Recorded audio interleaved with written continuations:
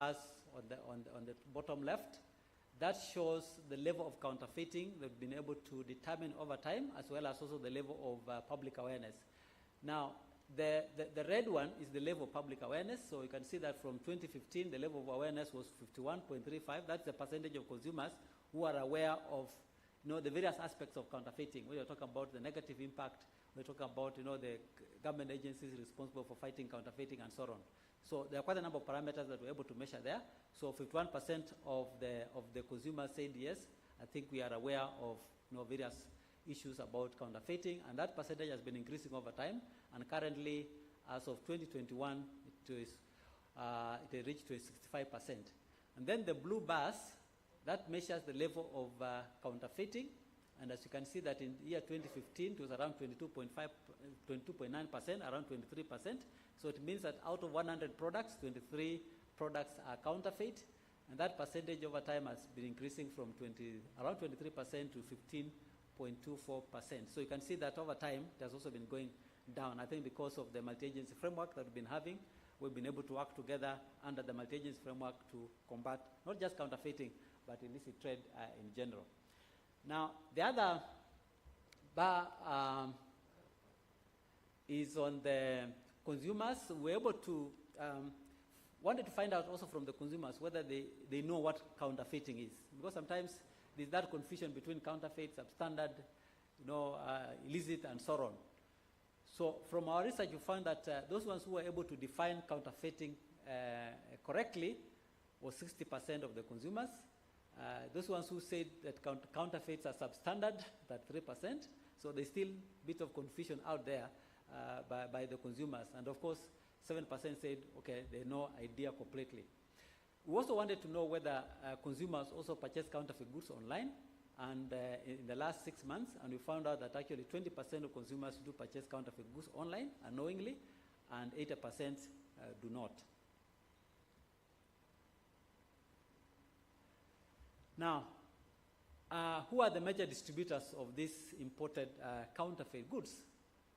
From our own research, we also found out that hawkers play a major role in terms of distribution of counterfeit goods, as well as also the small, the traders and wholesalers.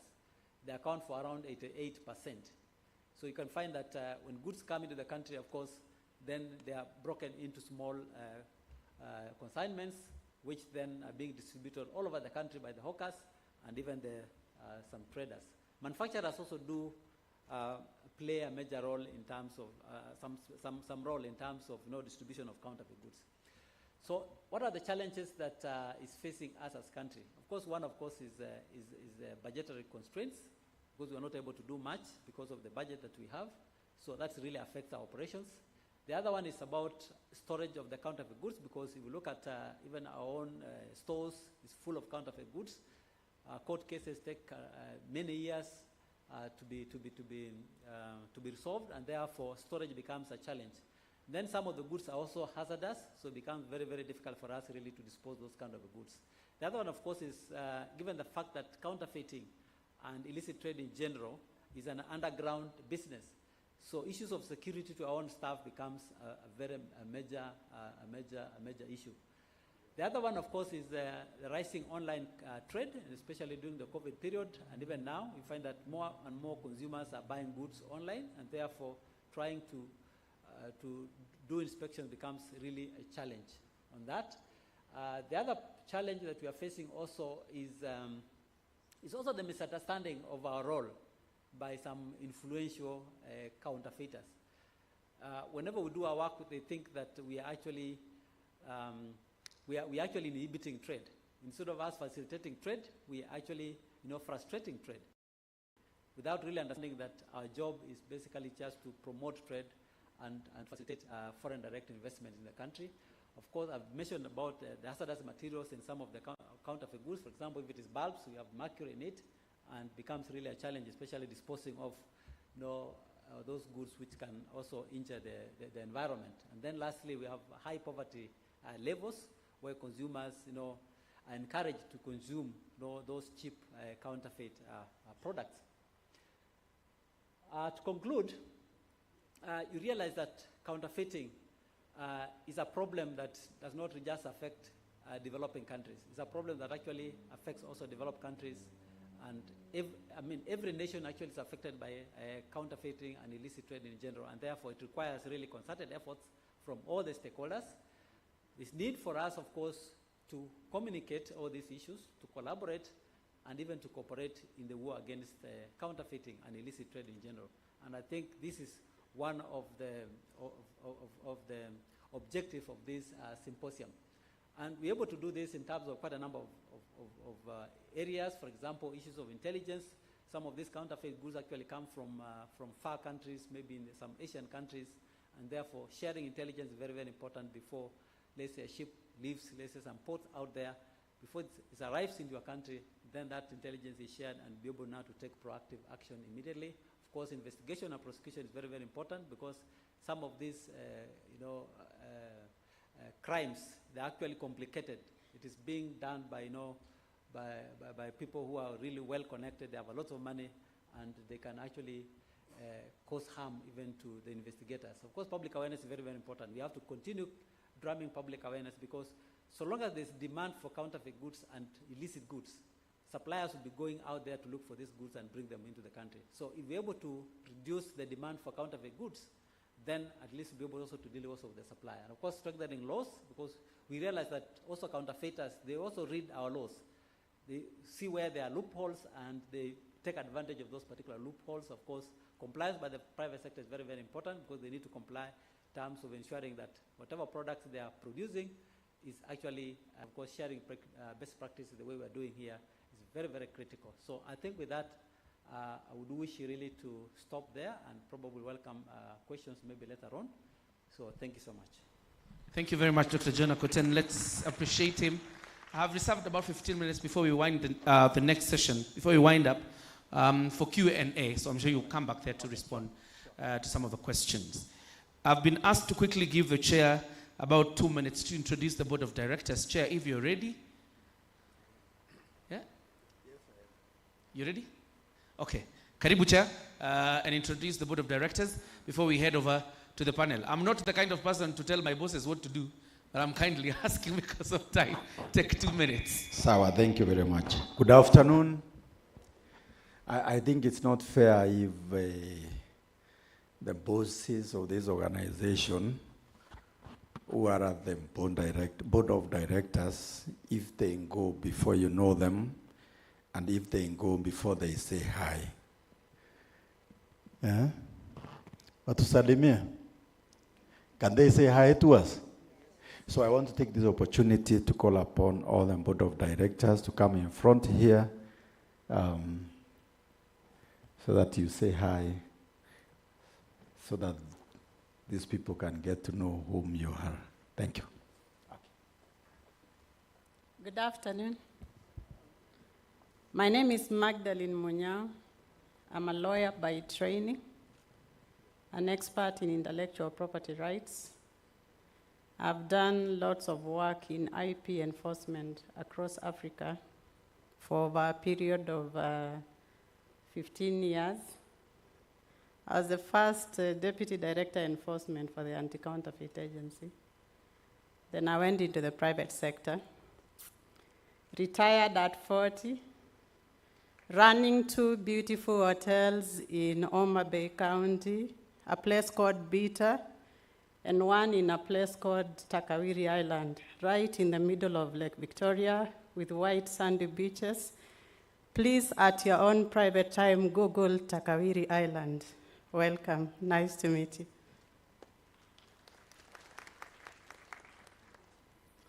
Good afternoon. I'm Chege Macharia. I work for Kenya Revenue Authority. I represent Commissioner General in the board of ACA. I'm a deputy commissioner in charge of border control and enforcement. When it comes to ACA, let me say, initially ACA was anchored in KRA years back. That is 2003, 2004 there.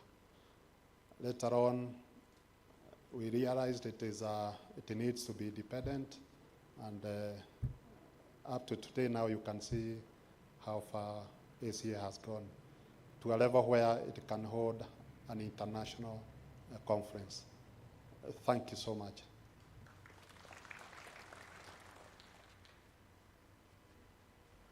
Good afternoon. I'm Karaja Jora, working as Secretary Administration in the State Department for Industry, Asanteni, and also representing the PAs in the board.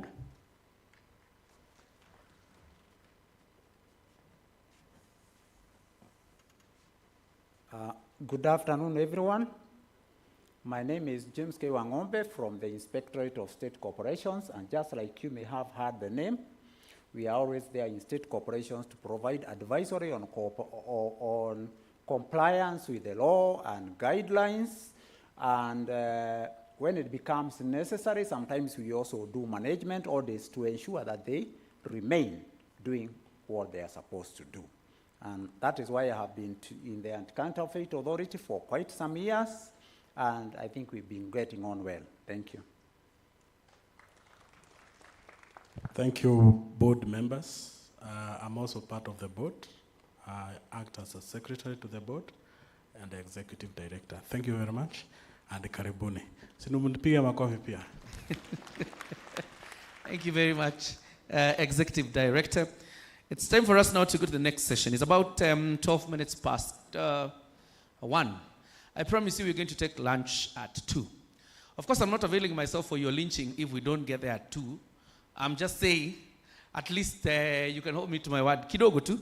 But I will make sure that by 2, we are done with the next session, including the Q&A, so that we go for lunch. Now, allow me, the board of directors, together with the chairperson, executive director, to move you from that position, because that's where we'll be bringing our panel for the panel discussion. So if I could kindly ask you to probably join us on this end. But as we are stepping down, yes, I would like my directors, deputy directors, be upstanding, kindly. Directors, deputy directors. I don't work alone. This is the team that work very closely with me. We have Bwana Nyangaresi, internal audit, minor in research, enforcement. We have Nelly, that is planning, leads a Kipkemoi enforcement, Mary HR, I have Adera, legal director, Dr. Akoten, I have Tom, communication, Jude, even if Jude you are seated in my office, you can be upstanding, and who else? So this is part of the team that work closely with me and the board, and we welcome all of you. Asanteni. Tuwapigie makofi. Thank you very much. Let's continue appreciating them, as well as the board of directors and the executive director, as they get off stage, so that I introduce the next speaker. And this will be the coordinator of the next session. He's my namesake. Like John Akuten, there's another John Ukebu, the senior staff attorney, Northeast New Jersey Legal Services, the Jersey City office. John Ukebu is a senior staff attorney at Northeast New Jersey Legal Services in the Jersey City office, where he specializes in representing debtors in consumer financial related matters such as debt collection, credit reporting, automobile repossession, and deficiency cases. Ukegbu also represents consumer debtors in Chapter 7 and 13 bankruptcy cases, has represented tenants and homeowners in eviction and foreclosure cases, and has also served as a member of the District Ethics Committee for Hudson County and served as a trustee for the New Jersey Lawyers Fund for Client Protection. Ladies and gentlemen, he's currently a member of the New Jersey Supreme Court Committee on Special Civil Practice and a trustee of the Hudson County Bar Association and a member of the New Jersey State Bar Association Consumer Protection Law Committee, the National Association of Consumer Advocates, the National Association of Consumer Bankruptcy Attorneys, the Bankruptcy Inn of Court, the American Bankruptcy Institute, and the Chartered Institute of Arbitrators. Ladies and gentlemen, Mr. John Ukebu. And just a caution, if you see me standing and facing your direction, is a sign that your time is up.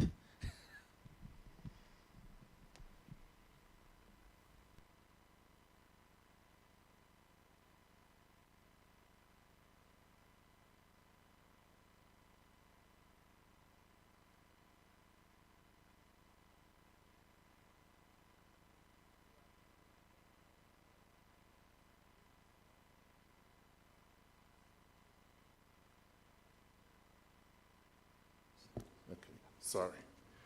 Okay, I'll start all over again. My name is John Ukebu.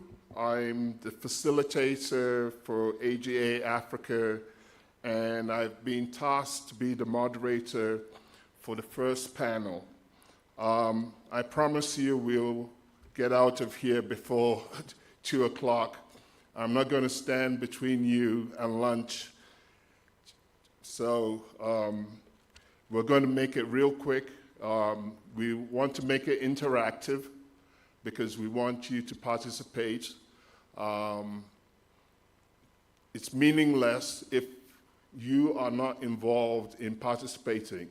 So the panel is essentially going to basically outline the legislative, regulatory framework for counterfeiting, and then we're going to have a question and answer session, and the underlining theme of the question and answer session, we hope, is how can we improve this legal framework, the regulatory framework for protecting us from counterfeit goods and strengthening the anti-counterfeiting regime. So with no further ado, I'm going to now call upon the panelists for this session to please come up here and take a seat. First of all, I'm going to introduce Agnes. Agnes, are you here? Agnes Akal? Agnes is an associate at Bowman's Closen Hani. Did I pronounce that correctly? Oh, Stephanie. Oh, yes, okay. Okay. So Stephanie is substituting for Agnes today. Sharon Watata.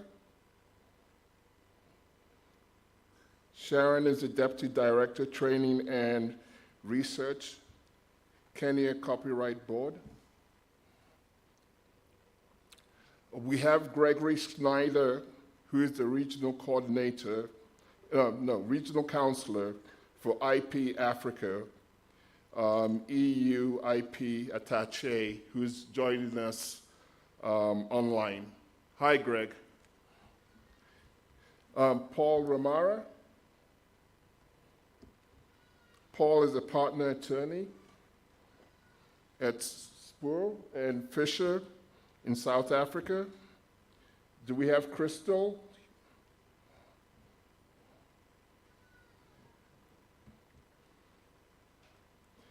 Crystal is an associate at IKM Advocates, and Johnson Adera.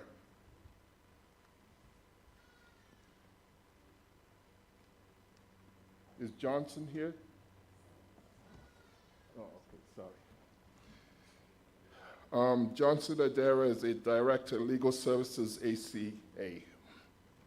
Okay.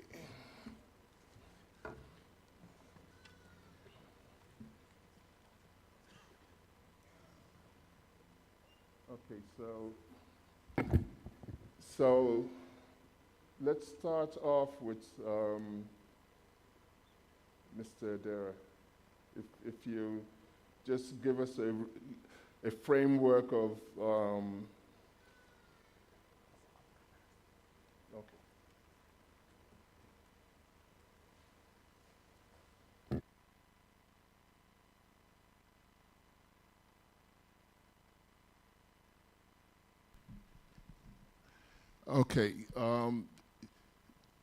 let's start from the end and we work ourselves down this way.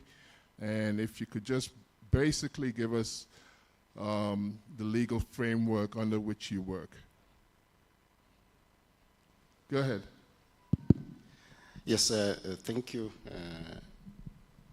Thank you very much for that. The legal framework under which Anti-Counterfeit Authority operates is basically a mix. It's a mix of international obligations, constitutional obligations, and then statutory obligations that we have. Now, for those of you who are familiar with our Constitution, we are a monist kind of state, and that means that international conventions and treaties to which Kenya is a party apply directly in Kenya. And if you look at Article 2, Sub-Article 5 and 6, now some of those international obligations, we have the TRIPS agreement, for those who are familiar with that, and the others that Dr. Agoten had mentioned, the Berne Convention and the rest. Now, in terms of anti-counterfeiting, the TRIPS agreement is key because it basically sets out the minimum measures that signatory states have committed to enforce to combat trade in counterfeit goods. So we have that international obligation, and we observe that in enforcement measures. Then again, as you had been told, we also have, the state has a lot of constitutional obligations. If you look at even under Article 40, to protect intellectual property rights of the people of Kenya. So there's that constitutional obligation that we have that is very critical. And you'll appreciate that intellectual property and criminal law under the 4th schedule to the Constitution is a national government function. So we are a government agency as Anti-Counterfeit Authority, a national government agency charged with that responsibility of protecting and enforcing measures against intellectual property. And then, of course, we have the Anti-Counterfeit Act. It has various measures in place to ensure that there is prohibition in trade in counterfeit goods. Some are internal. If you look at Article 32, they have criminalized a lot of things. Some are also external. It has criminalized certain things, for instance, importing into Kenya counterfeit goods and things like that. And so basically, as had been mentioned by Dr. Akoten, we have the multi-agency approach to enforcement. If you, those who paid attention to Akoten's presentation, we have very many institutions and officers recognized under Section 22 that assist the Anti-Counterfeit Authority in enforcing those measures. And also what he talked about, the issue of recordation, which is a border measure to ensure that counterfeit goods do not come into the country. Thank you. Okay. You did talk about the fact that you have international obligations. So I think at this point it would be appropriate that we include Greg Snyder, who is the Regional Counselor for IP, Africa, EU IP Attaché, to talk about some of those international obligations that a country like Kenya would have. Greg? Yes, thank you very much. Well, I think it's, what we're talking about is how to fine-tune the legal system in a way that allows us to be efficient. And I think up to now already there was some points mentioned that are very important. And I don't want to be legalistic. The international obligations are clear. International obligations give us minimum standards of protection, and at the other hand, they tell us that we should not use the IP to be an obstacle to trade. That's clear, so we have to strike a balance. there's two things. So this is the legal thing is we need to find the right balance between our obligations to protect and the obligations not to build up obstacles to trade. On the other hand, we were talking a lot in this conference already about collaboration between authorities, collaboration between right holders and enforcement agencies, collaborations between the different enforcement agencies, collaborations across borders. So I think when we look at these different concepts, the most important is to build up systems of collaboration that respect these international standards and the international standards. So they allow efficient protection of IP, but at the same time do not build up obstacles to trade. So this is a little bit our concern when we look at the system, and this is what we said in the past. When we talk about a recordation system is something very novel, and it allows, it's a communication tool, it's a collaboration tool, it's a very good thing, but it must be handled in a way that it is not an obstacle to trade, and that's why we said it should be voluntary. Now, collaboration can work very fine, and we have a wonderful experience in Europe because we have this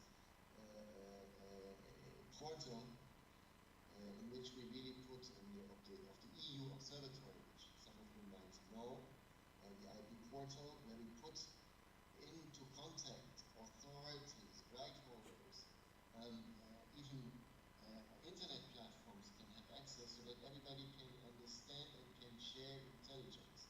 Sharing intelligence is the first, putting in their demands for sugar and stuff like this. It's another tool. So these IT tools are very important in order to be efficient, but need to be responding to our international obligations of not putting up additional non-tariff barriers in trade. Something else I wanted to mention when we look at what are the international standards, because we don't talk a lot about it, there will be new international standards, regional standards, which is the AFCFTA. The African Continental Free Trade Agreement, which tries to build up regional value chains. Something that we observe in Europe when we look with our observatory to the methodologies of IP crime and the criminals, we see that more and more it is not importation from outside the internal market, our European internal market, but criminals are starting to assemble these fake products within the internal market. So this is becoming more and more popular to do this, even if we know that most of the products many products come from outside, from China, from other well-known places. But now there is a tendency of assembling products within the internal market now. If I look at the developments in Africa and the AFCFTA, I also see a big risk for growth of internal AFCFTA production of fakes within the continent. And that is also something that we have to look at. The AFCFTA wants to build up regional value chains in Africa, but this will also be accompanied by the creation of illegal value chains, and we show it like this. That's for sure. So we need to be prepared. So there's new international or regional law coming up, and we have to understand what it means for our fight against counterfeit products. So this is a little bit my reflections on this point. I don't want to stand in between the lunch and you, so I also hand back the floor to you, Chair. Thank you for giving me the opportunity to comment. Thank you, Greg. Paul, do you want to, since you are a partner from a private law firm, could you give us your point of view as it relates to IP and counterfeiting? Thank you. I'm Paul Ramara, and just my background, I'm a former custom officer.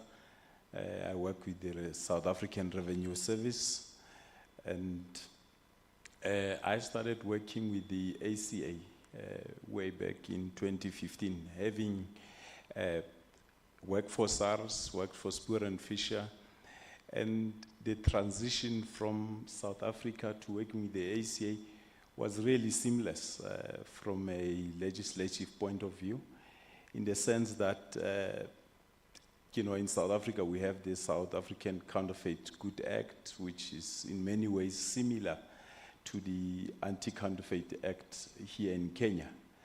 The one big difference was always the recordal system, but otherwise, for many aspects, it was really similar.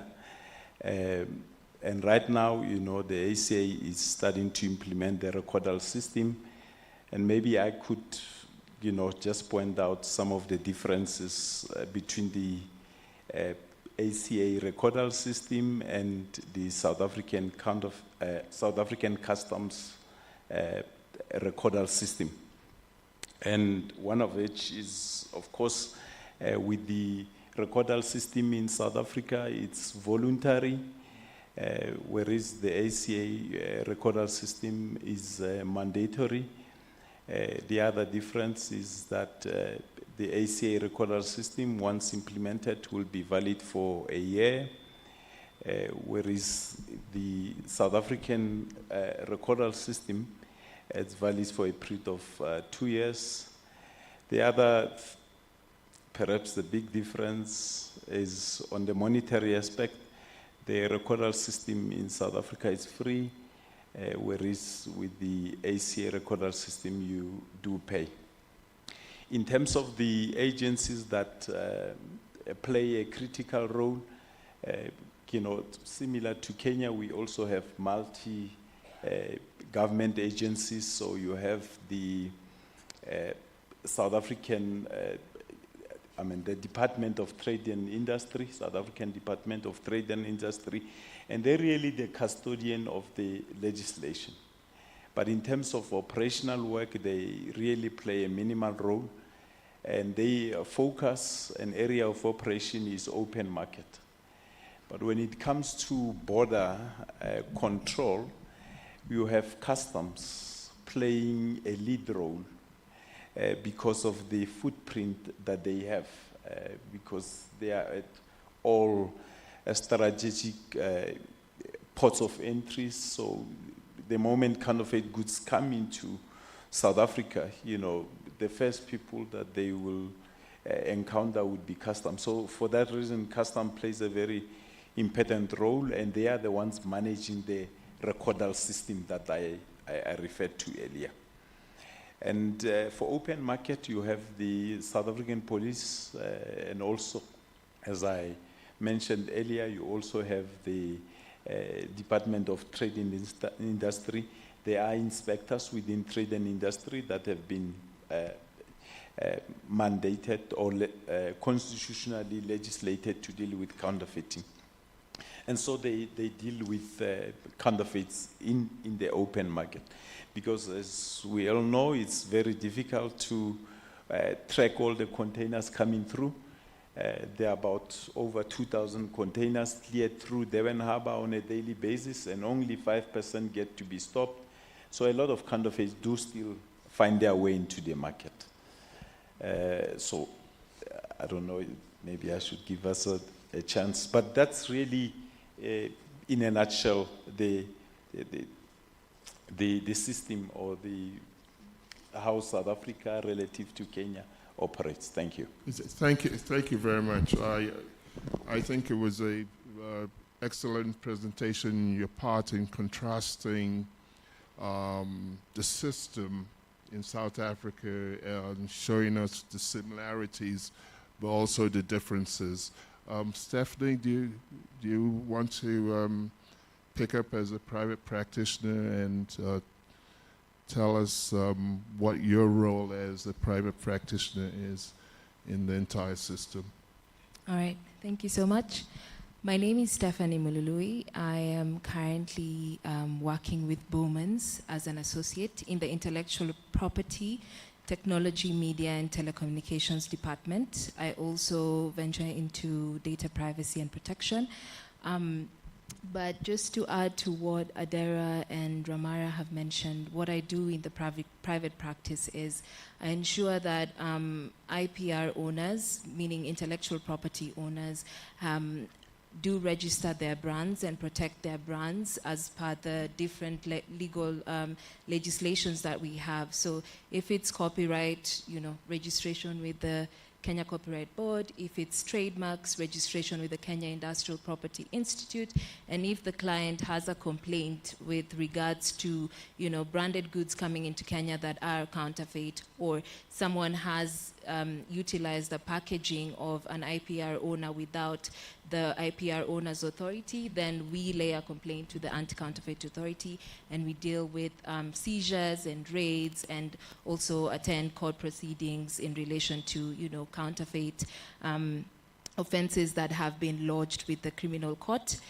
We also attend to ADR in the event that the counterfeiter is willing to engage with the IPR owner, and the IPR owner is willing as well. Then they do enter into an agreement, and payment of sums is done, and then that is registered with the court as judgment. So we do basically assist IPR owners to protect their brands. We ensure that they understand their obligations as well. We also do assist IPR owners with online monitoring, because as Dr. Akuten mentioned during his presentation, he talked about it's quite hard for Anti-Counterfeit Authority to monitor e-commerce platforms with regards to counterfeit products, because sometimes you find that the e-commerce platforms have entered into terms and conditions with sellers that they list on their platforms, and then their sellers come in and list products that are counterfeit, which is in breach of the terms and conditions of the e-commerce platform. So we do assist IPR owners to monitor those e-commerce platforms, ensure that the products are listed are not counterfeit, and if they are counterfeit, then we engage the Anti-Counterfeit Authority to assist with fighting those products that have been listed, and also engage with the e-commerce platform to ensure that the products are taken down, and also inform the IPR owners of the process of the taking down. So that's what I do as a practitioner. I'll ask Sharon, who's from the Kenya Copyright Board, to now give us an overview of the role of the Kenya Copyright Board, and then we'll go on to Agnes to round up. Thank you, Session Chair. Yeah, as you heard, I'm Sharon Wata from the Kenya Copyright Board. Kenya Copyright Board is a state corporation that is charged with a mandate to administer and enforce copyright in Kenya. As you know, copyright is one part of intellectual property, and so that is the part that we enforce. With regards to legislation, my senior Adera mentioned about our international obligations, and Kenya has been able to sign and ratify several treaties at WIPO, the WPPT, that's the WIPO Performances and Phonograms Treaty, the WIPO Copyright Treaty, of course, TRIPS, and the Berne Convention. And so with regards to the legislative framework, the international ones, we have signed what is relevant and what is needed, so to speak. And we also have domesticated these treaties into our act. We are governed by the Kenya Copyright Act 2001, and of course with the copyright regulations. So we have an enforcement mandate also as ACA, and of course with that we have to work hand in hand with ACA. In our copyright world, we talk about piracy more than counterfeiting, but it's kind of related, yeah. And so, as Dr. Akuten mentioned, they have an inspection mandate. They do inspection, yeah, and arrest, and that's the same thing we do. Our Copyright Act has provided for inspection. We have inspectors that are gazetted by the Kenya Copyright Board. Some of them are actually police officers that are attached to our board from the National Police Service. Some of them have since transferred service and they work for the Kenya Copyright Board. So the Act has mandated our inspectors to enter premises, to inspect goods that are pirated goods or counterfeit. They are able to seize anything they reasonably believe to be an infringing copy. They are able to arrest without a warrant, but that mandate has also been given to our police, yeah? So that means that because the general police may not have the copyright IP information, we have to do a lot of awareness creation among the police so that they are able to assist us. Because we only have 10 officers at our office, and so you can't use that 10 people countrywide, yeah? And so once they arrest, the matters are prosecuted. I have been a copyright prosecutor in the past until 2020. We were doing our own prosecution, but now the mandate has gone back to the Director of Public Prosecution. And so we are just able to push our matters through and hope that they're done well, yeah? Maybe on the side of policies, we have policies around partnerships and collaborations. One of the areas that we collaborate and partner with people like ACA is around awareness creation. We have done awareness creation among judges and magistrates together with ACA and others for public prosecutors also. We also collaborate with other international and regional organizations like IFPI. Angela, I don't remember the full name of IFPI, but it's... That's fine. Yeah, they represent the music industry, yeah? Recording industry, yes. We have signed an MOU with them also to collaborate around awareness creation and things like that. Maybe the last thing I can mention, we also work with a group called Partners Against Piracy to just work on issues of piracy, and also the Kenya Publishers Association. We find that they usually have a lot of complaint because some of the pirated books that come into Kenya are from other places, and you find huge containers come in with pirated books. That means that our publishers are not selling and they're not making anything out of that. With Partners Against Piracy, we try to combat piracy, of course, and I think ACA has also been part of this. I think during the opening, somebody had mentioned about piracy or counterfeit being termed as terrorism. Probably I'll just mention that in our world, money that comes from pirated goods is actually used for terrorist activities. And you will find that it's a lot of money that will come in from pirated goods.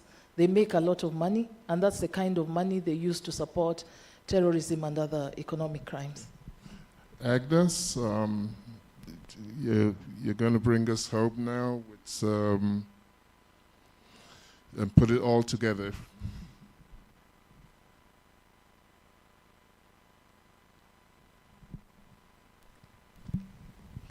Hi, my name is Crystal. Yeah. Crystal, so yeah. you're replacing Agnes. So okay. I'm a legal practitioner as well in the private industry. And actually what has been said here by all the panelists is the fact that, we as, rather practitioners in this area, we do work heavily with the regulators, and we also very much encourage intellectual property rights owners when it comes to enforcement of, against counterfeits and piracy. And so we do have a lot of engagements, especially like now with this conference. We do engage quite a bit with the Anti-Counterfeit Authority. We engage with the Kenya Copyright Board. We engage with KEFIS, the Plant Varieties Authority. And our mandate clearly is to ensure that the aspect of counterfeiting, which is the aspect of this whole conference, is to ensure that we do assist our intellectual property rights owners in actually enforcing against this aspect of counterfeiting, which eventually will lead to issues in relation to economic sort of loss, as we've seen from John Akoten's research paper, that we do lose quite a bit of money when it comes to counterfeits and piracy. Consumers themselves are also endangered from counterfeit goods. And also you as an intellectual property rights owner who has put in a lot of money with respect to protecting their brands and also ensuring that your reputation is built over years can actually be tainted by the aspects of counterfeit goods. So we as intellectual property legal practitioners, ours is to ensure that we actually do collaborate quite a bit with all the regulators in this room, as well as also collaborate with intellectual property rights owners, and also allow consumers as well to know what their rights are. As John Akoten has actually mentioned, that actually a lot of the reports or complaints that are coming more from consumers. So consumers are starting to be quite aware of what counterfeits are, and they're starting to be quite aware of the negative aspect that counterfeit goods actually have on them. So I would say that this conference is quite helpful, as well as the legal policies that have actually been put in place. As John Akoten has mentioned, that now we do have the Anti-Counterfeit Authority Act that has now implemented certain sections that relate to recordation, which that is actually an aspect in which you as an intellectual property rights owner can actually go about and put in your intellectual property rights and record, or rather have them registered with the Anti-Counterfeit Authority, so that you as an intellectual property rights owner or an importer who is importing goods into Kenya, you're actually able to have these records with the Anti-Counterfeit Authority and actually enforce against counterfeit goods at the border. So the aspect of recordation or the implementation of the Anti-Counterfeit Authority Act that has brought about the aspect of recordation, which, as Ramara has said, unlike South Africa, for us, it is a mandatory requirement for the intellectual property rights owners as well as importers, but it is it's quite an important aspect in protection against counterfeits and piracy goods. And also, I would like to add the fact that we would also like to encourage, because part of our part, as Stephanie has said, ours is also to allow intellectual property rights owners to know what their rights are. So having that, having intellectual property rights know that they can actually protect their, protect their brands, they can protect their artistic works, is also a part of enforcement, because it allows you to ensure that you've registered whatever it is that you intend to protect that has commercial value to you as an intellectual property rights owner. So that is part of the whole mandate of us as legal protection practitioners. Thank you very much, Crystal. We're now going to open it up to the audience. Please try and make your questions simple, if possible, and straightforward. You can address your question to a specific panelist or to the panel in general. And please remember that we do have a panelist who's online, in Greg Snyder, who is also participating. Thank you. Any questions? Anybody? Where? I've just removed my glasses, so yeah, can't see.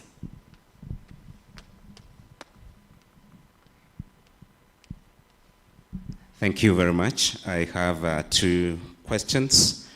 The first one goes to the council at the Bowmans.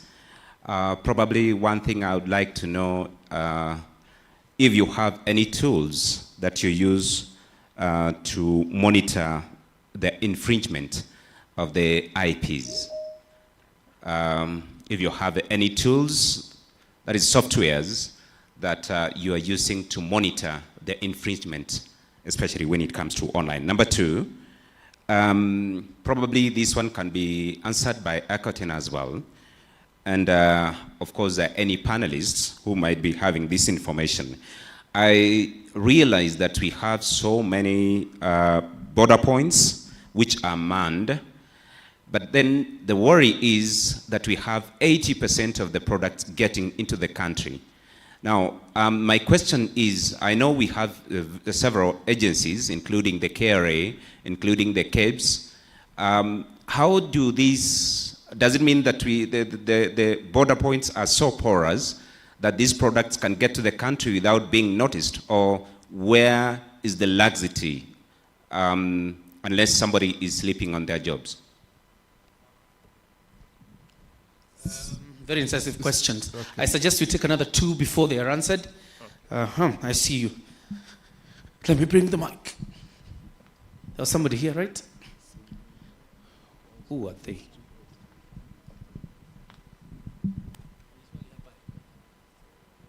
Oh, it's Angela. Okay. Just let me burst through here. I need another roving mic here because I'm moving on. Thank you so much. I'm Angela Ndambuki from the International Federation of the Phonographic Industry, which is the recording industry. My question is to Sharon. Sharon, you mentioned that Kenya has signed the WIPO Internet Treaties. So this question is particularly about the WPPT, which is the WIPO Performances and Phonograms Treaty, where the ratification process has taken longer than we had expected. So where are we with the WPPT ratification? At what stage is it? Because the last we heard last year was that the cabinet had approved, but then it went under and we're not able to track it. And what commitment does the government, or has the government made or make to ensure that the ratification is done at the earliest opportunity? Because right now we're talking about, digital consumption of music and other issues that have been addressed by the treaty. So just the commitment of the government and how long it will take to actually ratify it, considering also that this current government is concentrating on the creative industry. Thank you. Okay, fantastic. I can take one more question, probably from this side. Yes. You can. Hey. Okay, just hold it. Hold on, we will take the second set because I wanted to be balanced. Let me take this question from this side, then I'll come to you on the second set. Thank you. My name is Douglas Kishaga from the Capital Markets Authority. And my question is to Dr. Akoten, considering the presentation and the large numbers we are discussing about the value of illicit trade in the country. What steps has ACA taken in terms of disrupting the illicit financial flows and illicit proceeds that are financing illicit trade in the country? Thank you. Okay. Do we start with Bowman? I think the first question was directed to them. The question was in relation to any tools that Bowman's has licensed or currently uses in relation to online marketing and monitoring. For now, I will state that, as the panelists have mentioned, as legal practitioners, what we do is that we ensure that the brands of our clients are registered correctly and that they understand the, the timelines with regards to registration and all that. So currently, Bowman's has a tool called Foundation IP that is it has implemented. And what Foundation IP does is that once a trademark or any other IP right is to be registered, we do lodge that onto the software, and it goes on to we keep on adding onto the documents in terms of the procedure. So if you've applied for a trademark, then we can lodge that onto our platform, and then once the trademark is registered, all the details are provided on the platform, and the platform informs us of the renewal. Regarding online marketing, we do it on an ad hoc basis for the clients who prefer to have their products monitored online. So that's a quarterly report that we prepare. We currently do not have a software that deals with online marketing, but it's something that we are looking forward to in terms of AI coming into place. Can we utilize AI to when a brand, when an IPR owner has prepared a brand or has developed a trademark or a packaging, can we utilize AI to, look at the way the packaging is, and if there's tiny lines or colors that are in relation to that brand, can we feed that data set into the AI and use that? Because sometimes you find that if you're, the ACA mentioned that if you're training them to locate counterfeit goods, sometimes the human eye can miss a certain element. So we are hoping that the development of AI coming through will assist in relation to inserting the data sets on the AI and ensuring that the AI can be able to detect the product that is the correct product and the product that is counterfeit. So that is what we are looking forward to in future. But for currently now, we do it on a need basis. We just visit the websites, the e-commerce platforms. We understand how the brands of our clients are affixed onto the products, and we just check on the products, and if we notice anything is amiss, then we're able to notify the IPR owner that this does not look like your brand. Can we do a test purchase so that you can do a final analysis? Once you do that analysis, they're able to let us know whether it's correct or not, because sometimes the human eye can actually miss some markings or the way the brand is affixed. So currently we are doing that on an ad hoc basis. We do not have a software that does that for us, but it's something to look forward to with the development of artificial intelligence and generative AI. All right, thank you. The person who was dealing with the question of whether it is the laxity of agencies, it was directed to who, that question? Okay. Yeah, I think the legal services director, go ahead. Okay, yeah, let me address that. There is no laxity from the government side in the influx of counterfeit goods. But the question you have raised revolves around challenges that the government faces, Anti-Counterfeit Authority, Kenya Copyright Board, Kenya Revenue Authority, and the rest, the challenges we face in ensuring that counterfeit goods do not come into the country. You will appreciate, first of all, that we have the challenge of the long border. We have a very long border with Ethiopia, Somalia, Uganda, Tanzania, and not every kilometer, not every inch is manned. So yes, there is counterfeit, there is smuggling of counterfeit goods into the country. It is a challenge for us, and the government has appreciated that, has acknowledged that, and there is a border control coordinating committee being coordinated from the Office of the President that is working on policing the entire border.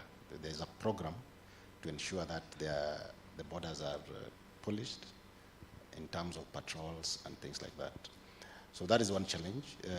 The other challenge, if you have been keen, the government has noticed that SCA and KRA and the rest, that some of counterfeit goods get into the country through consolidation, consolidated containers. And if you've been keen, in the papers you've seen there's a directive from government that the consolidated containers should be stripped and opened and everything checked. That is the position now. And that is a measure that the government has put in place to ensure that counterfeit goods do not come into the country. And other measures have also been, you've heard of recordation. Those are responses to the challenge of counterfeit goods getting into the country. So that is one measure that is being done. There is also a government program through the border control to ensure that there is more coordination and collaboration among the partner government agencies that are involved with the border measures. And you'll appreciate that we have lead agencies at the border points. We have Kenya Revenue Authority and others. And those measures have been put in place to ensure that as much as possible, we do not allow counterfeit goods into the country. But again, the other challenge is that not all counterfeit goods you see in the market are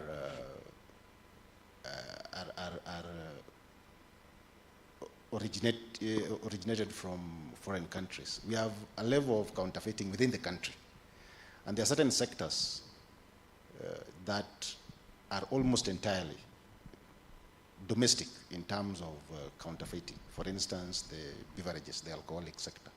Most of the alcohol, especially the spirits, that are counterfeit or counterfeited within the country, they don't have a common a foreign origin. They are things that are done within the country. And you've seen what the Deputy President is doing around this. The government is, right now, the Deputy President is going all over the country. That is a response to the realization that there are counterfeit alcohol products that are being manufactured in the country.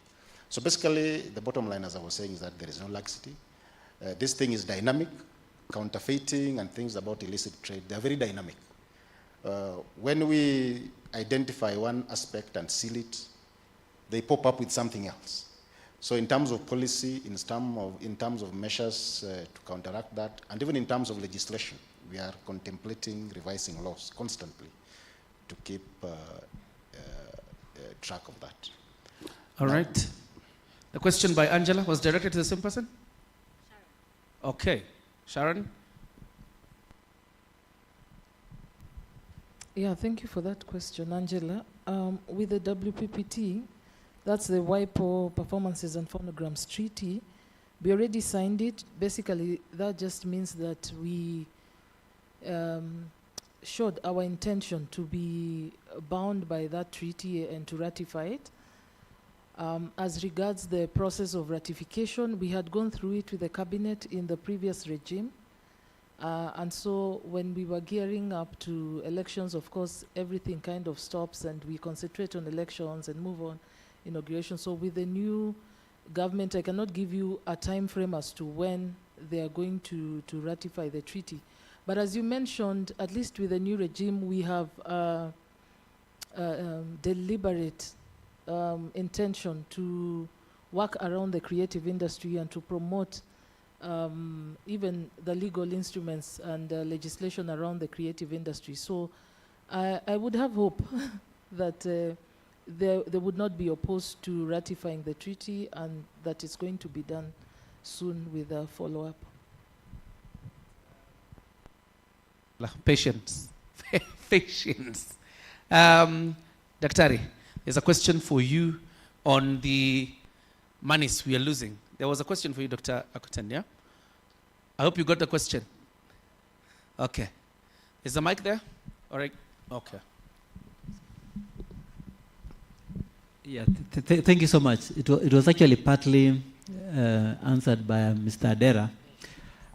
As Adera also mentioned, is that we don't work alone. If you look at issues of counterfeiting, it's something that affects all government agencies, the private sector, and it involves, people who are engaged in criminal activities. So we work with other government agencies like KRA, Kenya Bureau of Standards, and so on, in this kind of multi-agency framework, to ensure that we're able to investigate and take appropriate measures.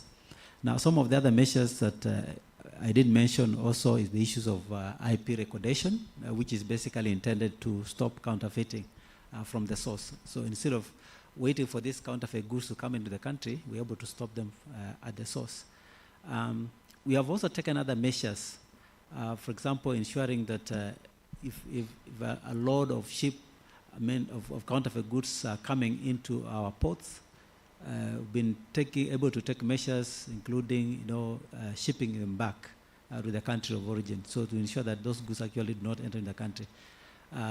There, of course, for the goods that are going to other countries, sometimes become a challenge, especially like Uganda and even Southern Sudan. So you find that those goods that are destined for the other markets. But if they are counterfeit goods, usually you find some challenges, of course, at the diplomatic level, where we are only required just to ensure that we are able to escort those goods to the border points. And then from there, the other government agencies are supposed to now to take over. But you find that some of those goods will come back again, through those unmanned border points and then enter into the country. So those are some of the things, sometimes some of the challenges we have.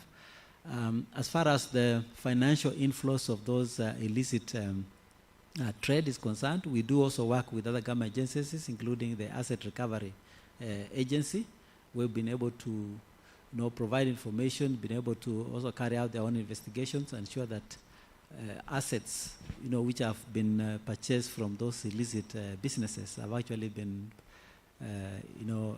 taken away, and we ensure that they don't benefit from the proceeds of those illicit businesses. Thank you. All right, thank you very much, Dr.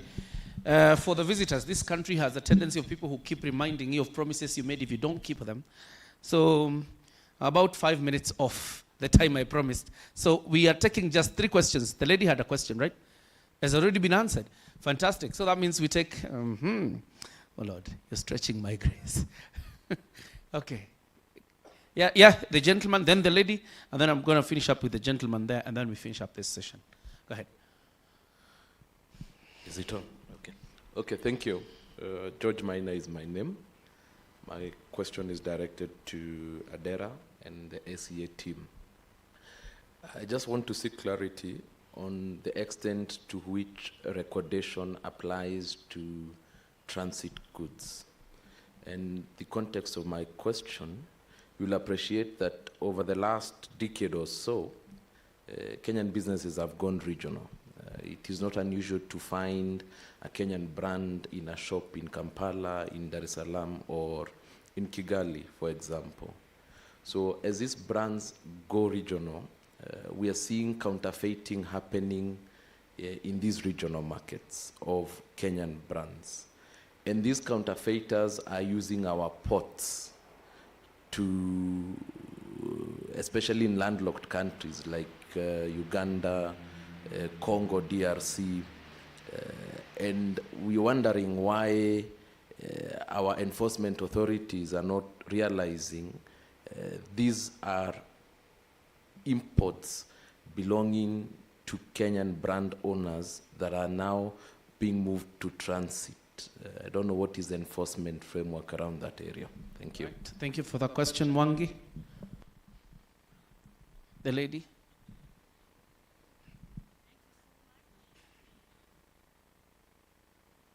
Thank you so much. I'm Pamela Onyango from State Department for Trade. I want to start by appreciating the passion with which you are executing your mandate, going by the presentations, and I being part of the ministry, I can testify the passion with which you are going about your mandate. And I also must admit that there is so much to be done, and counterfeiting is all around, pharmaceuticals, you're talking of electronics, consumer goods, look at the beverages and the detergents all around. And it is like everybody is learning or has learned, and that is not to say 100%, but quite a majority are coming to realize, just as somebody said here, people are out to make quick bucks. And I would say there is so much to be done. Counterfeiting is all around across the countries, whether locally or from imports. And you must admit that you are constrained in terms of coverage. Look at your offices, only in 5 areas, and Kenya is big. Look at your personnel. What are you doing to improve on this in terms of personnel and coverage? That should be directed to one of the directors or the representative of the CEO. Thank you so much. Thank you, Pamela. I believe that was an observation and a challenge to ACA. There's a gentleman here who got a question or a comment maybe before I put a cap on this one.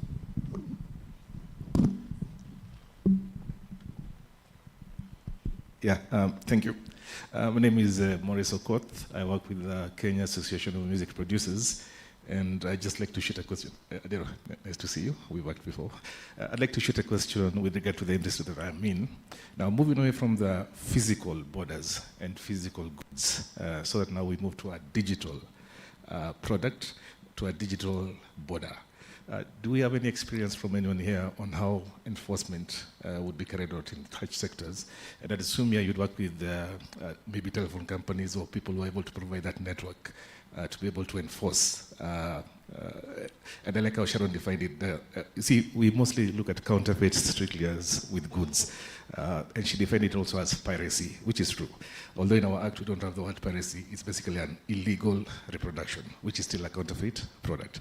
So I'd just like to understand from anyone here on a digital platform with digital boundaries, what kind of experience do you have there? And not even just in terms of import and export, even counterfeit just within your territory. So for example, with broadcasting stations, there's something called the ephemeral act, ephemeral right, where they're supposed to only reproduce works for 6 months and then delete. Anything beyond that becomes pirated material. Is there any experience from anyone here on that kind of enforcement? Because we're keen to work with Dr. Njoroge here on such kind of areas. All right. Thank you very much, Okoth. Of course, you mentioned music producers. The legendary gospel music producer, Japhet Kasanga, is sitting somewhere there. Ndio huyo. Tumpigie makofi. Thank you very much for showing up. I think the many questions came to you, Adera. So answer some before we take the experiences from a question asked by Okoth. Thank you. On the first issue raised by George Maina, that is a very loaded one. There are very many aspects to it. It is something that we've recognized and appreciated. First of all, transiting counterfeit goods is an offense. So it is prohibited to transit counterfeit goods through Kenya. And also, if you look at the East African Community Customs and Management Act, counterfeit goods of all kinds are prohibited. But now we have a challenge of the common market. You know, within the East African community, we have a common market. We use one customs law for imports of goods into the community. So that has been a challenge when goods are being imported into the EAC. It becomes a challenge whether you can say it is a transiting. But what we've done is to collaborate and coordinate. For instance, if we suspect counterfeit goods are destined for Uganda, their lead agency there is the Uganda Revenue Authority. So we always inform them to undertake enforcement measures the other side. And we do that for the other East African community countries. So that is what we've been doing. And I need to point out that it's been very effective.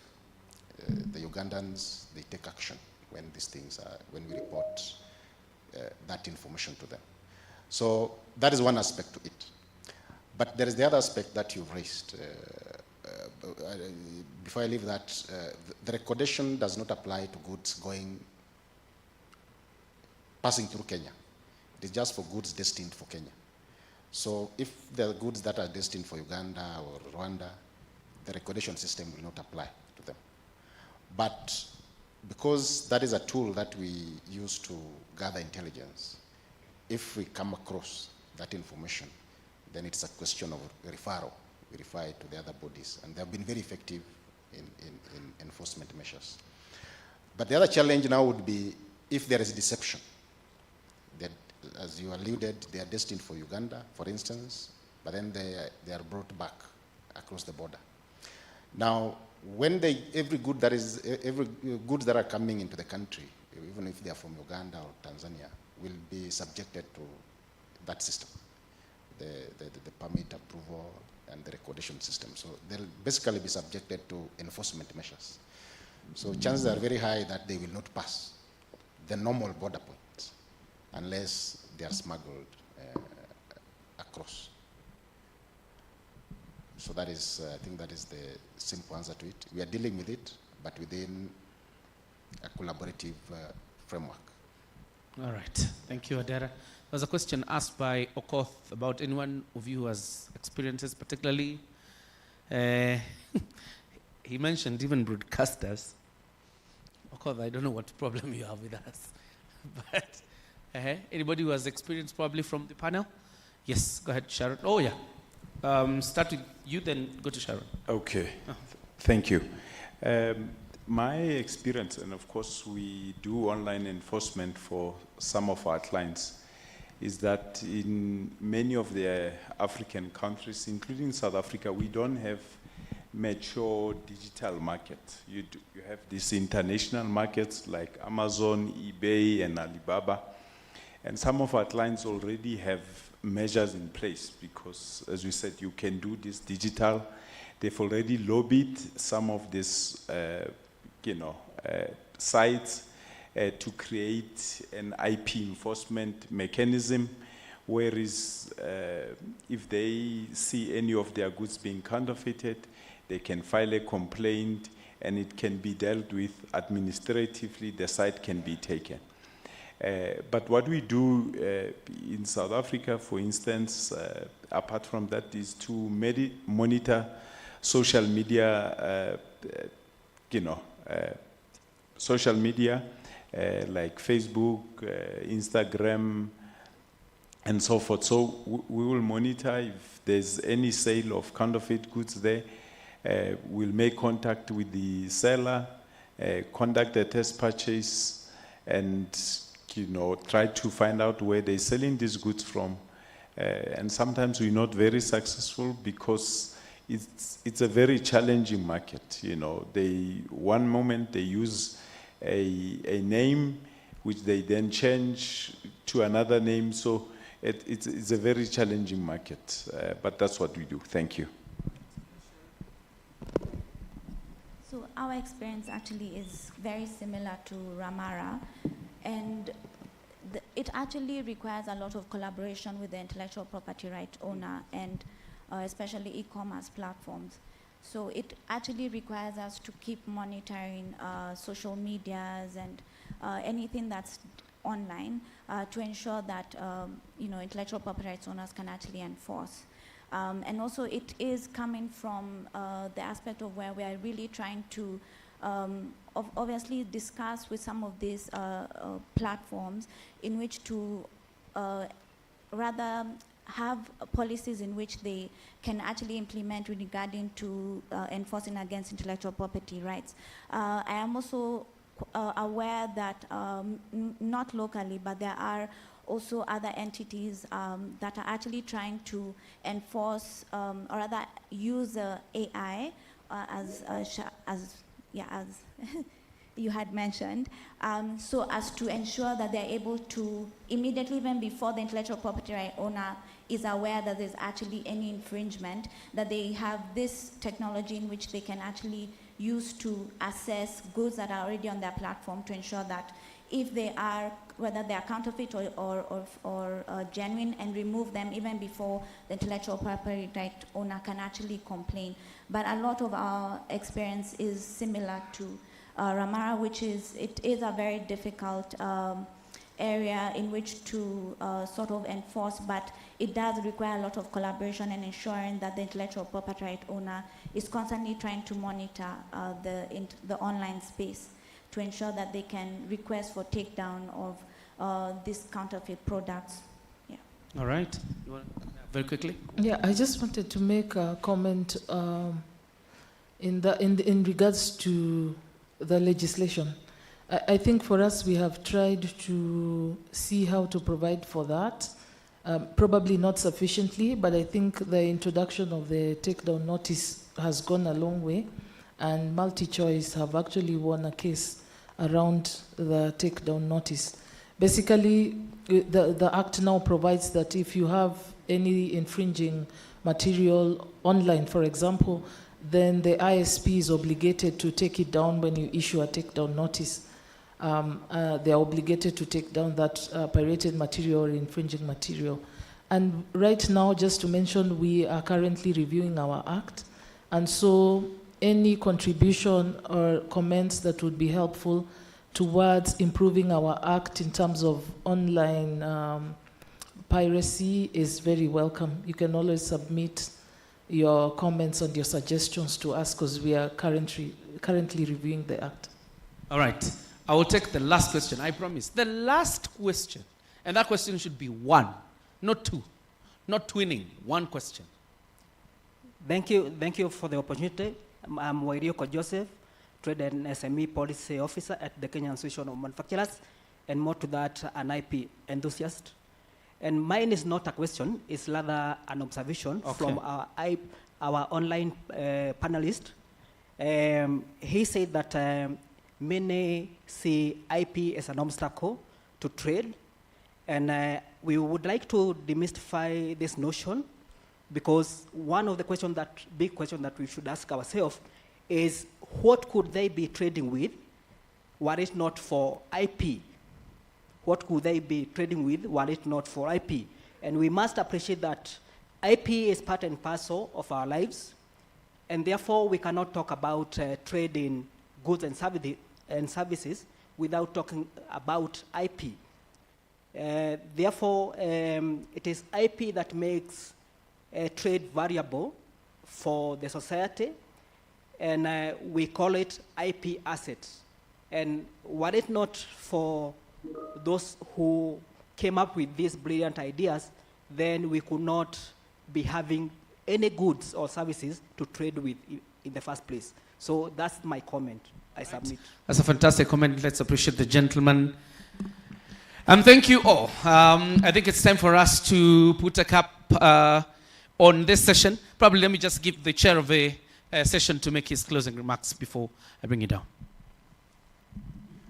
Thank you very much for the audience participation. It was very interesting. And I thank my panelists, very informative, and thank you for keeping on schedule.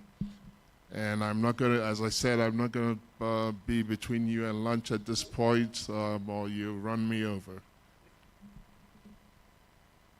Unfortunately, I'm the one who has to carry the burden of standing between them and lunch. But the executive director will appreciate each one of you. So I'll ask the executive director to stand up. There are giveaways that will be given to you by the executive director. Obviously, as you come down, thank you very much, ladies and gentlemen, for your participation. Yes, you can just go up there. The giveaways will be given to you there. I appreciate each one of them as they come down, and thank you for a wonderful job. Asanteni sana. Let's appreciate them once more. And even the one who is online. Yeah, I don't know how they'll get their gift hamper. That poses logistical problems. But I know Agnes is there ready. She will figure out how to. So each one of you will rise, get your giveaway, and then come off stage.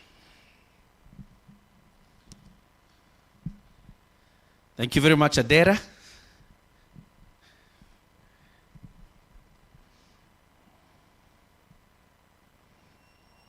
Paul Ramara, the partner and attorney at Spoor and Fisher, South Africa.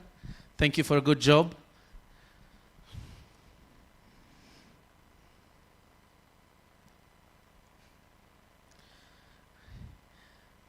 Asante. Let's appreciate them as they get off stage. Each one of them, thank you.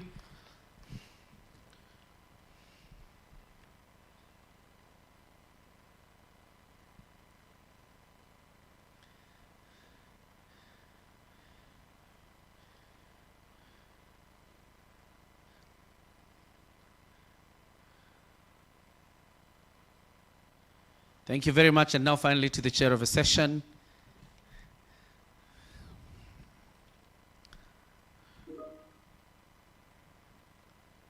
Thank you very much. Thank you, John, and thank you, Executive Director, for that fantastic job. And also, thanks very much to Greg Schneider, the Regional Councillor for IP Africa EU, for again joining us online. At this point, I want to make a very quick announcement.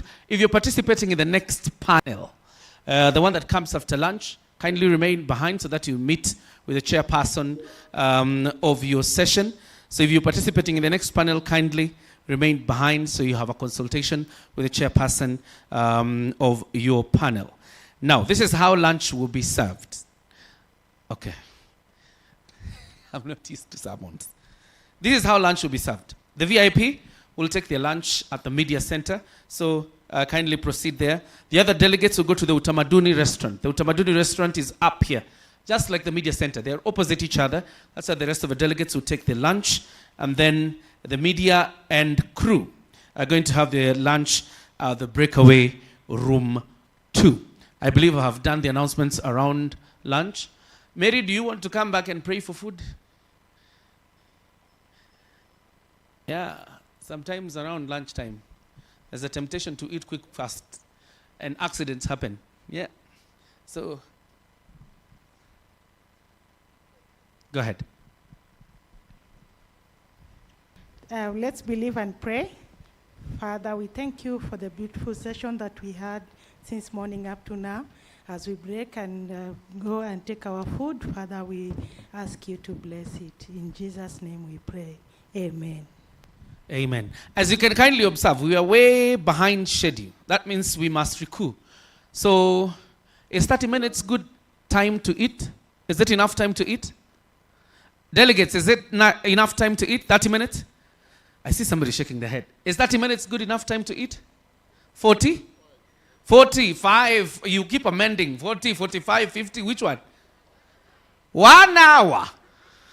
Why? Okay. The mean grade of 1 hour, 40, 35 is 40 minutes. So let's come back after 40 minutes. Thank you, everybody. Let's rush up and get to eat.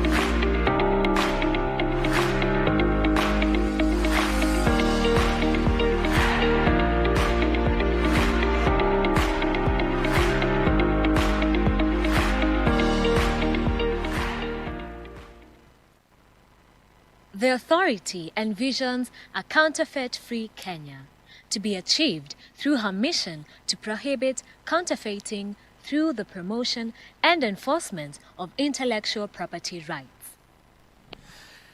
And there are exhibitions out there, so you can kindly pass by, just see what they're exhibiting. We have several exhibitors out there. You can pass by and see what they're exhibiting. So that means I add you another 5 minutes on top of your 40. So you have 45 minutes. In an effort to deter the supply and curtail the demand of counterfeit products, authority endeavors to educate the consumer on critical issues of counterfeiting. ACA is mandated to enlighten and inform the public on all matters relating to counterfeiting, as well as devising and promoting training programs to combat counterfeiting. The Anti-Counterfeit Authority prides itself in promoting genuine and empowering the public and identifies stakeholders for informed decision-making, coupled with surveillance, investigations, seizures, and prosecution of suspected counterfeiters. ACA values her stakeholders, who include government organizations, manufacturers, and intellectual property owners, traders, and consumers. Trade in counterfeit products is a major barrier to the growth of the Kenyan economy as it affects investments, job creations, and the business operating environment. This culminates to effects on the health sector, achievement of food security, growth of manufacturing, and housing, therefore achievement of the Big Four agenda. Let us join hands in fighting the war on counterfeiting for our health, safety, and prosperity. Hashtag Fagia Bandia Kenya. Pendo uses her phone daily for work-related calls, but has had battery problems for the longest time. It's now unbearable. Due to the urgent need for a phone, she ends up buying from an unlicensed outlet. The phone malfunctioned, and she decides to return the device, where she was told that it's non-refundable.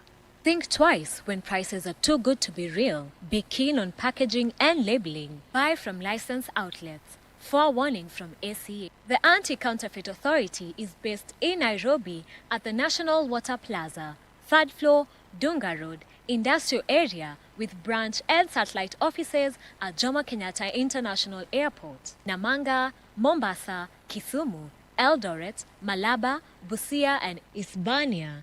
Visit our website at www.aca.go.ke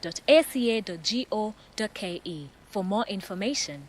If you suspect that you bought a counterfeit product or have any information about suspected counterfeiting activities, please call us on our hotline 020-228-0111 or call our toll-free line at 0800-21-237. Our mobile numbers are 0717-430-640 or 0733-951-375 and or email us at complaints@aca.go.ke. You can also reach out to ACA through Twitter at ACA Kenya and ACA Kenya on Facebook, and you will be assisted accordingly. It is thought that trade in counterfeit products is a victimless crime, but unscrupulous traders use common trademarks to sell their own products at the expense of the original manufacturers, impacting on the bottom line of genuine manufacturers and intellectual property owners. Counterfeit food and beverage cause immeasurable harm as they are often manufactured in unhygienic and unlicensed conditions. As the government continues to make efforts towards containing the spread of the coronavirus, there has been an upsurge in demand of face masks, sanitizers, and hand-washing liquids, leading to counterfeiters taking advantage of this unique opportunity. ACA urges you to be vigilant as you purchase these essential life-saving products. Think twice when prices are too good to be real. Be keen on packaging and labeling. Look out for small differences from that of your preferred genuine product. For example, spelling, addresses, colors, and product instructions. Buy from licensed outlets. Forewarning from ACA. Avoid buying from unfamiliar online sites that may be conduits of counterfeited products which have adverse effect on your health and safety. Let us join hands in fighting the war on counterfeiting for our health, safety, and prosperity. Hashtag Fagia Bandia Kenya.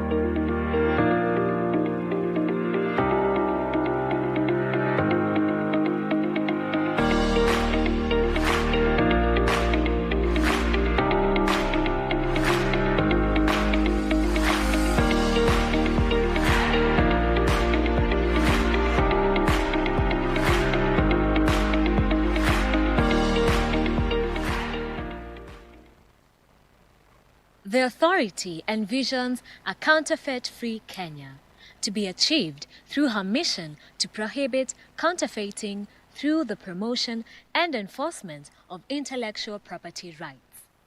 In an effort to deter the supply and curtail the demand of counterfeit products, authority endeavors to educate the consumer on critical issues of counterfeiting. ACA is mandated to enlighten and inform the public on all matters relating to counterfeiting, as well as devising and promoting training programs to combat counterfeiting.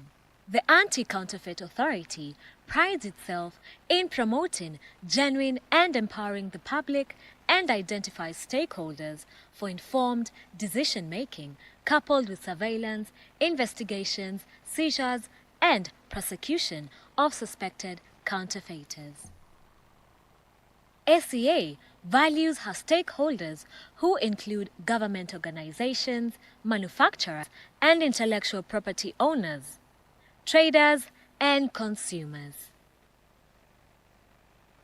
Trade in counterfeit products is a major barrier to the growth of the Kenyan economy as it affects investments, job creations, and the business operating environment. This culminates to effects on the health sector, achievement of food security, growth of manufacturing, and housing, therefore achievement of the Big Four agenda. Let us join hands in fighting the war on counterfeiting for our health, safety, and prosperity. Hashtag Fagia Bandia Kenya. Pendo uses her phone daily for work-related calls but has had battery problems for the longest time. It's now unbearable. Due to the urgent need for a phone, she ends up buying from an unlicensed outlet. The phone malfunctioned and she decides to return the device where she was told that it's non-refundable. Think twice when prices are too good to be real. Be keen on packaging and labeling. Buy from licensed outlets. Forewarning from ACA. The Anti-Counterfeit Authority is based in Nairobi at the National Water Plaza, 3rd floor, Dunga Road, Industrial Area, with branch and satellite offices at Jomo Kenyatta International Airport, Namanga, Mombasa, Kisumu, Eldoret, Malaba, Busia, and Isebania. Visit our website at www.aca.go.ke for more information. If you suspect that you bought a counterfeit product or have any information about suspected counterfeiting activities, please call us on our hotline 020-228-0111 or call our toll-free line at 0800-21237. Our mobile numbers are 0717-430-640 or 0733-951-375. And or email us at complaints@aca.go.ke. You can also reach out to ACA through Twitter at ACA Kenya and ACA Kenya on Facebook, and you will be assisted accordingly. It is thought that trade in counterfeit products is a victimless crime, but unscrupulous traders use common trademarks to sell their own products at the expense of the original manufacturers, impacting on the bottom line of genuine manufacturers and intellectual property owners. Counterfeit food and beverage cause immeasurable harm as they are often manufactured in unhygienic and unlicensed conditions. As the government continues to make efforts towards containing the spread of the coronavirus, there has been an upsurge in demand of face masks, sanitizers, and hand-washing liquids, leading to counterfeiters taking advantage of this unique opportunity. ACA urges you to be vigilant as you purchase these essential life-saving products. Think twice when prices are too good to be real. Be keen on packaging and labeling. Look out for small differences from that of your preferred genuine product. For example, spelling, addresses, colors, and product instructions. Buy from licensed outlets. Forewarning from ACA. Avoid buying from unfamiliar online sites that may be conduits of counterfeited products, which have adverse effect on your health and safety. Let us join hands in fighting the war on counterfeiting for our health, safety, and prosperity. Hashtag Fagia Bandia Kenya.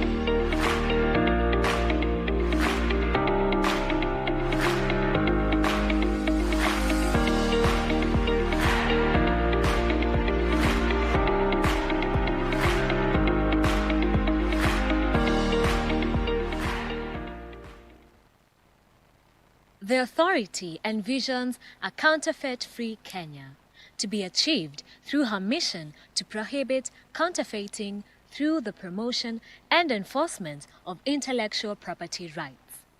In an effort to deter the supply and curtail the demand of counterfeit products, authority endeavors to educate the consumer on critical issues of counterfeiting. ACA is mandated to enlighten and inform the public on all matters relating to counterfeiting, as well as devising and promoting training programs to combat counterfeiting. The Anti-Counterfeit Authority prides itself in promoting genuine and empowering the public and identifies stakeholders for informed decision-making, coupled with surveillance, investigations, seizures, and prosecution of suspected counterfeiters. ACA values her stakeholders, who include government organizations, manufacturers, and intellectual property owners, traders, and consumers. Trading counterfeit products is a major barrier to the growth of the Kenyan economy as it affects investments, job creations, and the business operating environment. This culminates to effects on the health sector, achievement of food security, growth of manufacturing, and housing, therefore achievement of the Big Four agenda. Let us join hands in fighting the war on counterfeiting for our health, safety, and prosperity. Hashtag Fagia Bandia Kenya.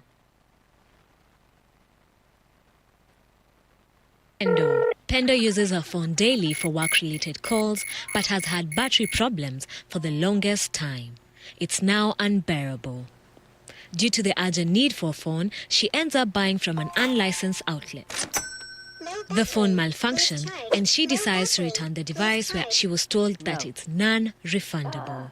Think twice when prices are too good to be real. Be keen on packaging and labeling. Buy from licensed outlets. Forewarning from ACA. The Anti-Counterfeit Authority is based in Nairobi at the National Water Plaza, 3rd floor, Dunga Road, Industrial Area, with branch and satellite offices at Jomo Kenyatta International Airport, Namanga, Mombasa, Kisumu, Eldoret, Malaba, Busia, and Isebania. Visit our website at www.aca.go.ke for more information. If you suspect that you bought a counterfeit product or have any information about suspected counterfeiting activities, please call us on our hotline 020-228-0111 or call our toll-free line at 0800-21-237. Our mobile numbers are 0717-430-640 or 0733-951-375. And or email us at complaints@aca.go.ke.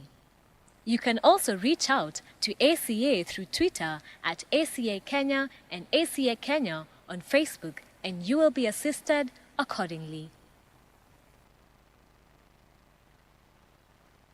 It is thought that trade in counterfeit products is a victimless crime, but unscrupulous traders use common trademarks to sell their own products at the expense of the original manufacturers, impacting on the bottom line of genuine manufacturers and intellectual property owners. Counterfeit food and beverage cause immeasurable harm as they are often manufactured in unhygienic and unlicensed conditions. As the government continues to make efforts towards containing the spread of the coronavirus, there has been an upsurge in demand of face masks, sanitizers, and hand-washing liquids, leading to counterfeiters taking advantage of this unique opportunity. ACA urges you to be vigilant as you purchase these essential life-saving products. Think twice when prices are too good to be real. Be keen on packaging and labeling. Look out for small differences from that of your preferred genuine product. For example, spelling, addresses, colors, and product instructions. Buy from licensed outlets. Forewarning from ACA. Avoid buying from unfamiliar online sites that may be conduits of counterfeited products, which have adverse effect on your health and safety. Let us join hands in fighting the war on counterfeiting for our health, safety, and prosperity. Hashtag Fagia Bandia Kenya.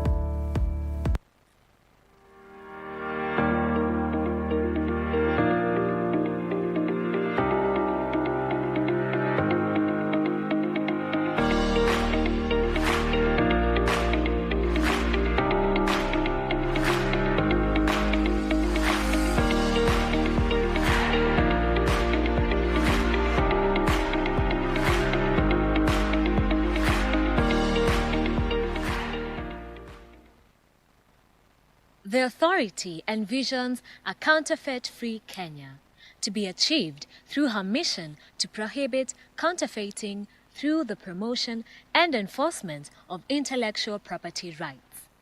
In an effort to deter the supply and curtail the demand of counterfeit products, authority endeavors to educate the consumer on critical issues of counterfeiting.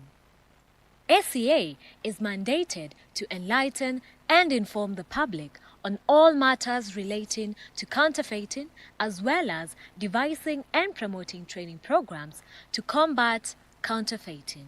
The Anti-Counterfeit Authority prides itself in promoting genuine and empowering the public and identifies stakeholders for informed decision-making, coupled with surveillance, investigations, seizures, and prosecution of suspected counterfeiters. ACA values her stakeholders, who include government organizations, manufacturers, and intellectual property owners, traders, and consumers. Trade in counterfeit products is a major barrier to the growth of the Kenyan economy as it affects investments, job creations, and the business operating environment. This culminates to effects on the health sector, achievement of food security, growth of manufacturing, and housing, therefore achievement of the Big Four agenda. Let us join hands in fighting the war on counterfeiting for our health, safety, and prosperity. Hashtag Fagia Bandia Kenya. Pendo uses her phone daily for work-related calls, but has had battery problems for the longest time. It's now unbearable. Due to the urgent need for a phone, she ends up buying from an unlicensed outlet. The phone malfunctioned, and she decides to return the device, where she was told that it's non-refundable. Think twice when prices are too good to be real. Be keen on packaging and labeling. Buy from licensed outlets. Forewarning from ACA. The Anti-Counterfeit Authority is based in Nairobi at the National Water Plaza, 3rd floor, Dunga Road, Industrial Area, with branch and satellite offices at Jomo Kenyatta International Airport, Namanga, Mombasa, Kisumu, Eldoret, Malaba, Busia, and Isebania. Visit our website at www.aca.go.ke for more information. If you suspect that you bought a counterfeit product or have any information about suspected counterfeiting activities, please call us on our hotline 020-228-0111 or call our toll-free line at 0800-21-237. Our mobile numbers are 0717-430-640 or 0733-951-375 and or email us at complaints@aca.go.ke. You can also reach out to ACA through Twitter at ACA Kenya and ACA Kenya on Facebook, and you will be assisted accordingly. It is thought that trade in counterfeit products is a victimless crime, but unscrupulous traders use common trademarks to sell their own products at the expense of the original manufacturers, impacting on the bottom line of genuine manufacturers and intellectual property owners. Counterfeit food and beverage cause immeasurable harm as they are often manufactured in unhygienic and unlicensed conditions. As the government continues to make efforts towards containing the spread of the coronavirus, there has been an upsurge in demand of face masks, sanitizers, and hand-washing liquids, leading to counterfeiters taking advantage of this unique opportunity. ACA urges you to be vigilant as you purchase these essential life-saving products. Think twice when prices are too good to be real. Be keen on packaging and labeling. Look out for small differences from that of your preferred genuine product. For example, spelling, addresses, colors, and product instructions. Buy from licensed outlets. Forewarning from ACA. Avoid buying from unfamiliar online sites that may be conduits of counterfeited products which have adverse effect on your health and safety. Let us join hands in fighting the war on counterfeiting for our health, safety, and prosperity. Hashtag Fagia Bandia Kenya.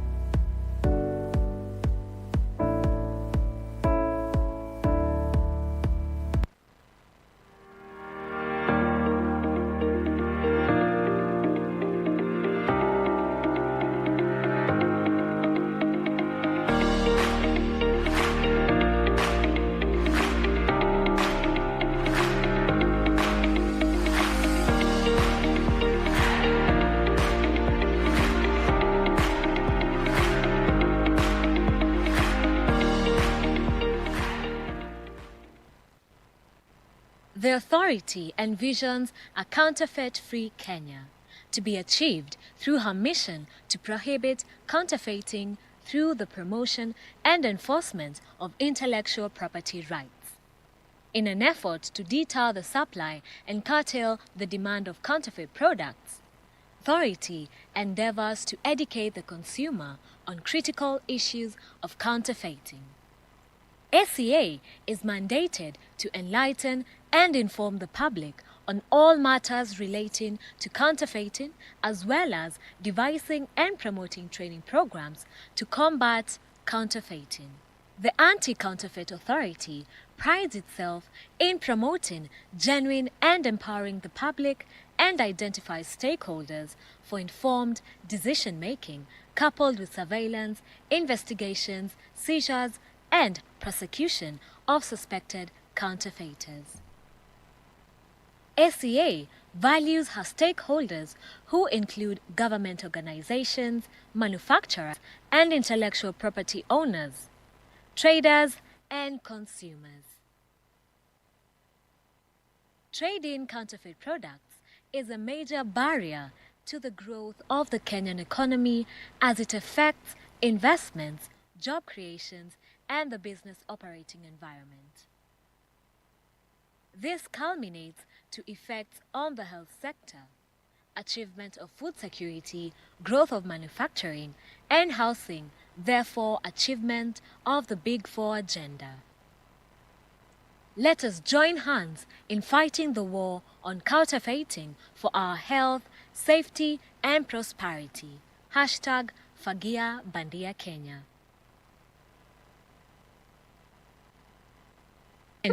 Pendo uses her phone daily for work-related calls, but has had battery problems for the longest time. It's now unbearable. Due to the urgent need for a phone, she ends up buying from an unlicensed outlet. The phone malfunctioned, and she decides to return the device where she was told that it's non-refundable. Think twice when prices are too good to be real. Be keen on packaging and labeling. Buy from licensed outlets. Forewarning from ACA. The Anti-Counterfeit Authority is based in Nairobi at the National Water Plaza, 3rd floor, Dunga Road, Industrial Area, with branch and satellite offices at Jomo Kenyatta International Airport, Namanga, Mombasa, Kisumu, Eldoret, Malaba, Busia, and Isebania. Visit our website at www.aca.go.ke for more information. If you suspect that you bought a counterfeit product or have any information about suspected counterfeiting activities, please call us on our hotline 020-228-0111 or call our toll-free line at 0800-21237. Our mobile numbers are 0717-430-640 or 0733-951-375. And or email us at complaints@aca.go.ke. You can also reach out to ACA through Twitter at ACA Kenya and ACA Kenya on Facebook, and you will be assisted accordingly. It is thought that trade in counterfeit products is a victimless crime, but unscrupulous traders use common trademarks to sell their own products at the expense of the original manufacturers, impacting on the bottom line of genuine manufacturers and intellectual property owners. Counterfeit food and beverage cause immeasurable harm as they are often manufactured in unhygienic and unlicensed conditions. As the government continues to make efforts towards containing the spread of the coronavirus, there has been an upsurge in demand of face masks, sanitizers, and hand-washing liquids, leading to counterfeit.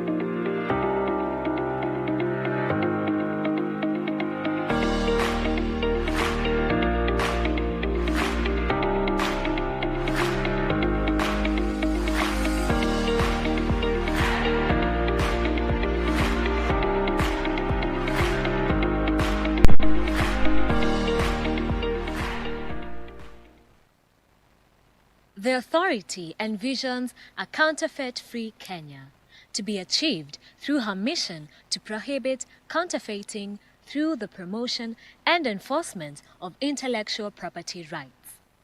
In an effort to deter the supply and curtail the demand of counterfeit products, authority endeavors to educate the consumer on critical issues of counterfeiting. ACA is mandated to enlighten and inform the public on all matters relating to counterfeiting, as well as devising and promoting training programs to combat counterfeiting. The Anti-Counterfeit Authority prides itself in promoting genuine and empowering the public and identifies stakeholders for informed decision-making, coupled with surveillance, investigations, seizures, and prosecution of suspected counterfeiters. ACA values her stakeholders, who include government organizations, manufacturers, and intellectual property owners, traders, and consumers. Trading counterfeit products is a major barrier to the growth of the Kenyan economy as it affects investments, job creations, and the business operating environment. This culminates to effects on the health sector, achievement of food security, growth of manufacturing, and housing, therefore achievement of the Big Four agenda. Let us join hands in fighting the war on counterfeiting for our health, safety, and prosperity. Hashtag Fagia Bandia Kenya.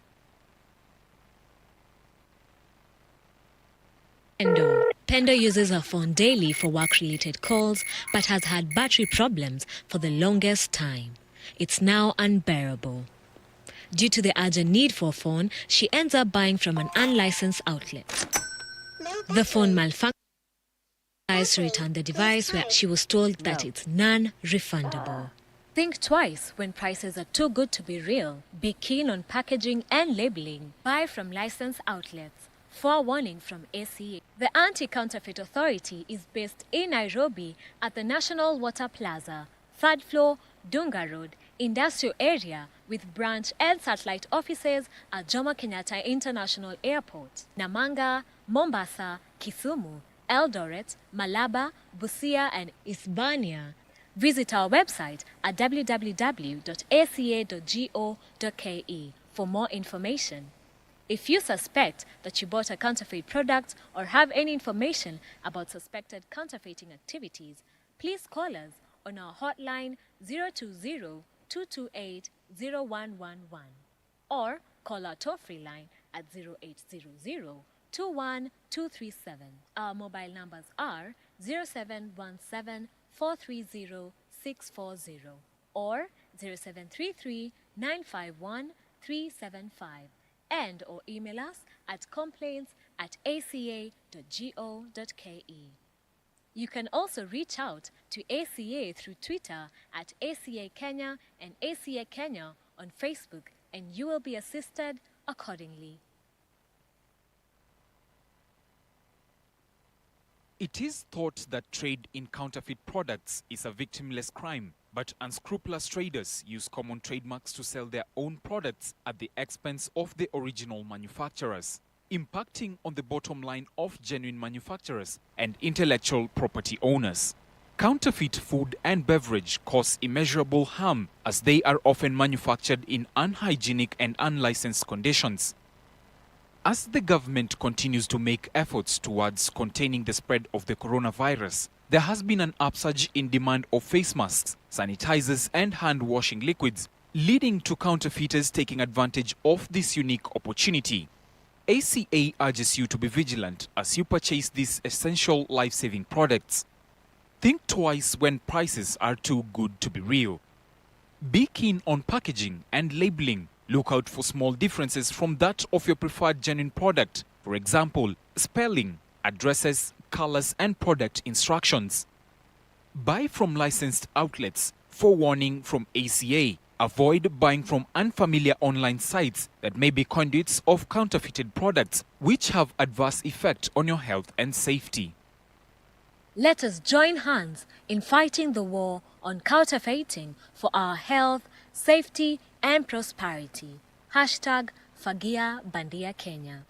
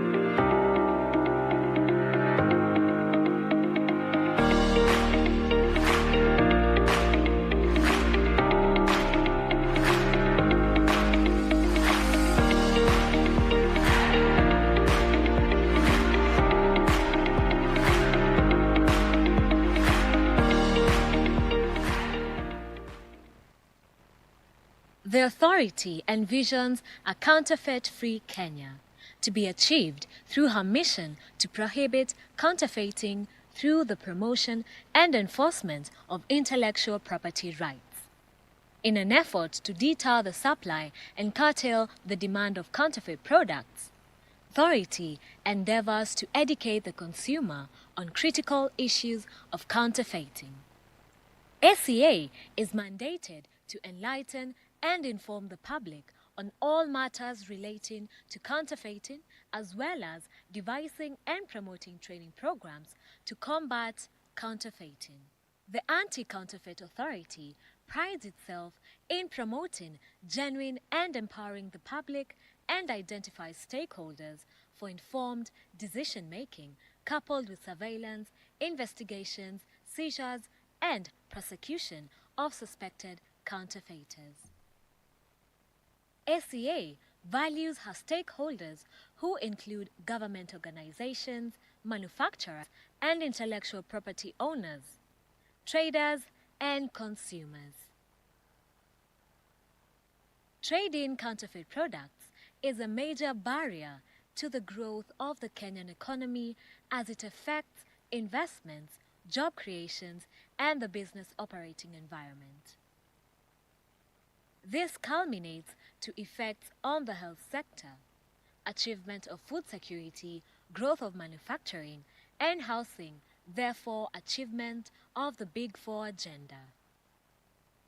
Let us join hands in fighting the war on counterfeiting for our health, safety, and prosperity. Hashtag Fagia Bandia Kenya.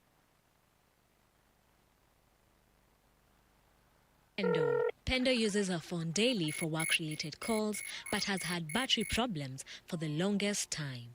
It's now unbearable. Due to the urgent need for a phone, she ends up buying from an unlicensed outlet. The phone malfunctioned, and she decides to return the device, where she was told that it's non-refundable. Think twice when prices are too good to be real. Be keen on packaging and labeling. Buy from licensed outlets. Forewarning from ACA. The Anti-Counterfeit Authority is based in Nairobi at the National Water Plaza, 3rd floor, Dunga Road, Industrial Area, with branch and satellite offices at Jomo Kenyatta International Airport, Namanga, Mombasa, Kisumu, Eldoret, Malaba, Busia, and Isebania. Visit our website at www.aca.go.ke for more information. If you suspect that you bought a counterfeit product or have any information about suspected counterfeiting activities, please call us on our hotline 020-228-0111 or call our toll-free line at 0800-21-237. Our mobile numbers are 0717-430-640 or 0733-951-375 and or email us at complaints@aca.go.ke. You can also reach out to ACA through Twitter at ACA Kenya and ACA Kenya on Facebook, and you will be assisted accordingly. It is thought that trade in counterfeit products is a victimless crime, but unscrupulous traders use common trademarks to sell their own products at the expense of the original manufacturers, impacting on the bottom line of genuine manufacturers and intellectual property owners. Counterfeit food and beverage cause immeasurable harm as they are often manufactured in unhygienic and unlicensed conditions. As the government continues to make efforts towards containing the spread of the coronavirus, there has been an upsurge in demand of face masks, sanitizers, and hand-washing liquids, leading to counterfeiters taking advantage of this unique opportunity. ACA urges you to be vigilant as you purchase these essential life-saving products. Think twice when prices are too good to be real. Be keen on packaging and labeling. Look out for small differences from that of your preferred genuine product. For example, spelling, addresses, colors, and product instructions. Buy from licensed outlets. Forewarning from ACA. Avoid buying from unfamiliar online sites that may be conduits of counterfeited products, which have adverse effect on your health and safety. Let us join hands in fighting the war on counterfeiting for our health, safety, and prosperity. Hashtag Fagia Bandia Kenya.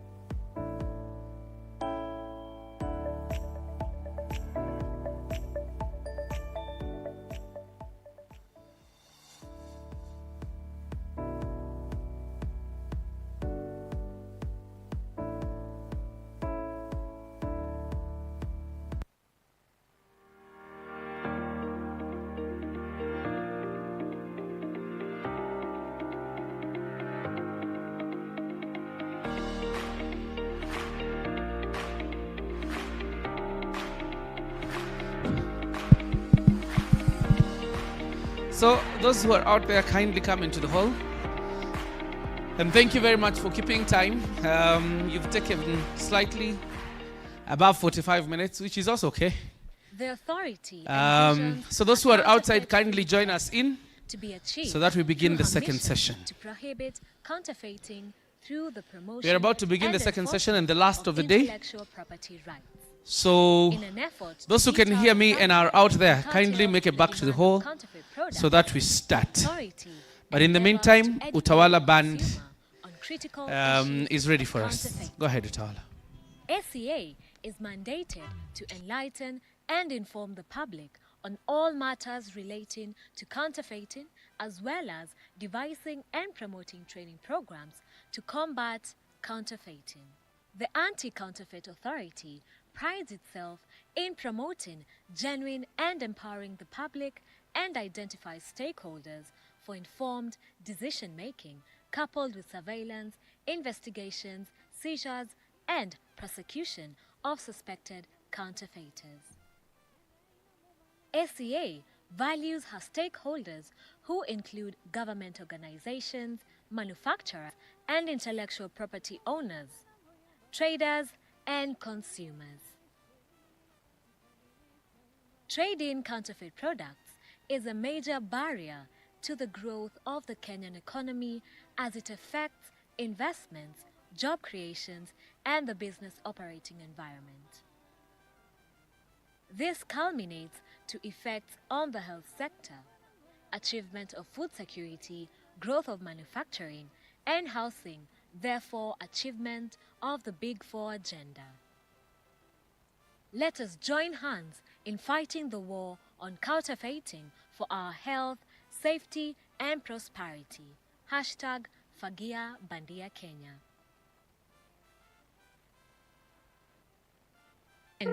Pendo uses her phone daily for work-related calls but has had battery problems for the longest time. It's now unbearable. Due to the urgent need for a phone, she ends up buying from an unlicensed outlet.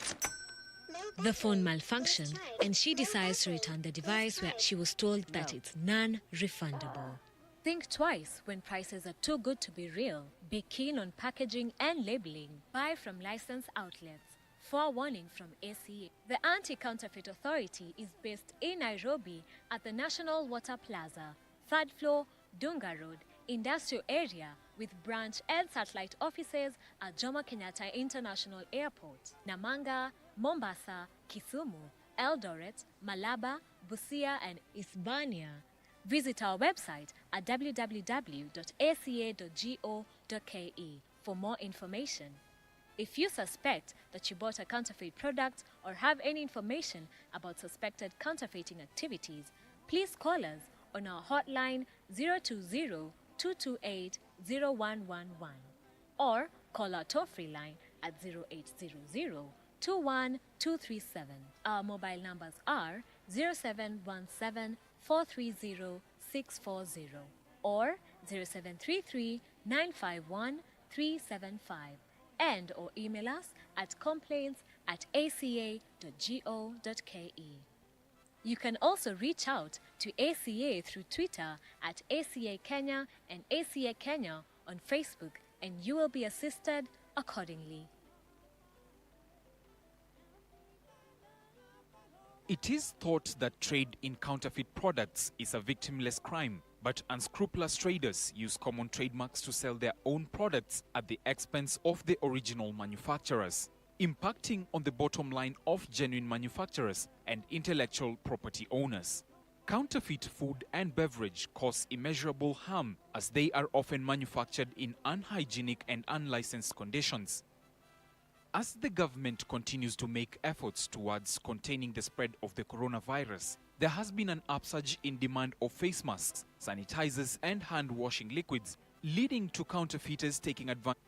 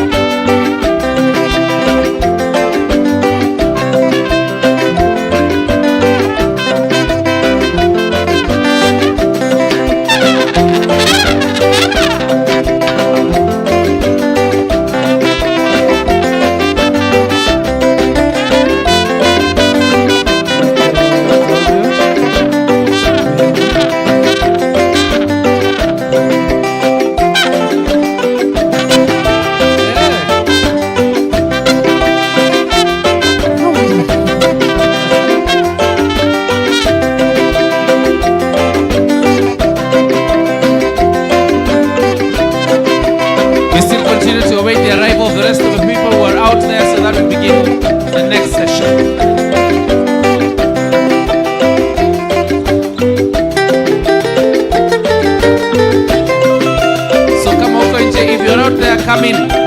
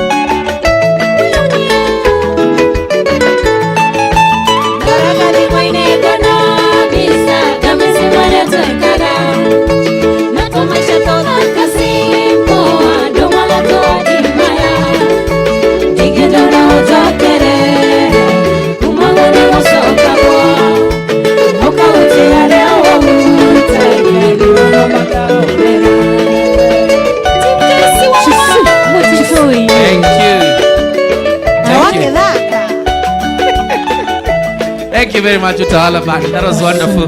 Asanteni sana. Thank you very much. Ladies and gentlemen, we want to get into the third and last session of the day. And we have our chairs of the panel. So put your hands together as we discuss the topic of an international and regional perspectives of IP enforcement, public awareness, research, and dispute resolution. Ladies and gentlemen, allow me to bring on stage Agnes Akal, an associate at Bowman's, as well as Dr. John Akoten, the Director of Research, Policy and Planning and Public Awareness Directorate at SCA. They're going to be our chairs of the panel this afternoon. Karibuni to the both of you, and then you'll guide us how we proceed. Karibuni. Let's appreciate them once more. Tuwapigie makofi mzuri. Thank you. I believe the mics are enough there.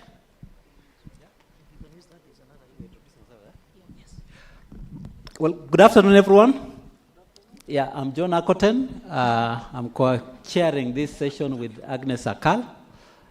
We'll be able to look at issues of international and regional perspective of IP research, public awareness, enforcement, and dispute resolution. So basically, this is the meat of this conference, because we'll be discussing quite a number of issues on the value of the IP research, how important public awareness is in terms of reducing the demand for counterfeit goods, which are the best strategies for us really to create public awareness, how should we be able to come up with effective enforcement procedures as well as also strategies, and then of course the issues about prosecution as well as also out-of-court settlement. Then be able to hear from the panelists who are here. So let me also ask my co-chair also to introduce herself. All right, a very good afternoon to everyone. Welcome to the afternoon session. We won't take much of your time.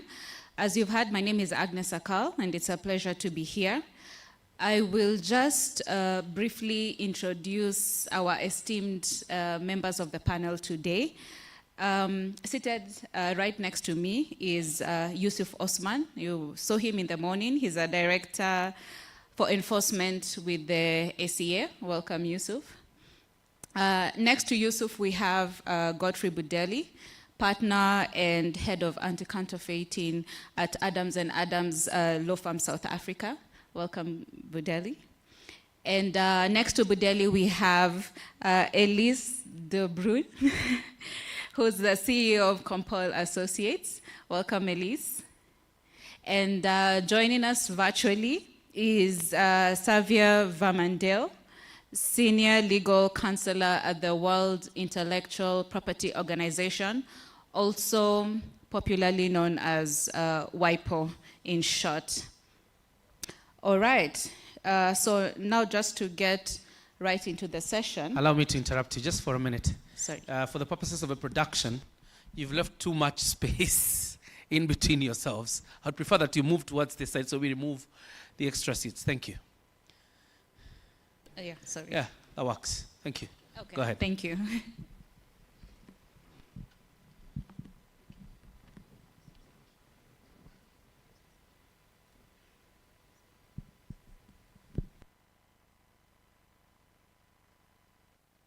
All right, ladies and gentlemen, we'll be looking at issues of IP research, the value of IP research in combating counterfeiting. So probably if I can start with Ellis, what's really your view of IP research in terms of the value that it brings in the economy as far as combating counterfeiting is concerned? Thank you, John, and good afternoon. Oh, I can hear myself. Good afternoon, everyone. My name is Elise De Bruin. I'm the CEO of Compol. Compol provides investigative services to brand owners all over the continent. And I have been in business, or in this business, for 21 years now. So also since the inception from the ACA in Kenya.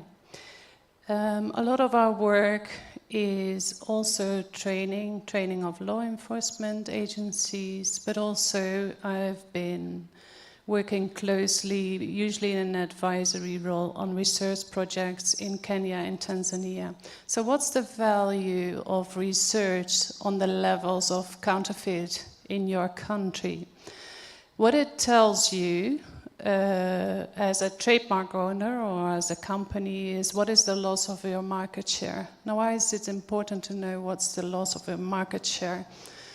Obviously, from the trademark owner's perspective, that's mostly a financial picture, but it represents so much more because it represents employment, it represents the payment of taxes and duties, because most, if not all, counterfeiters either don't pay any taxes at all, or they misdeclare the goods, or they pay far less taxes and duties than they should. So that as an economy and as a country has incredible value to know those numbers.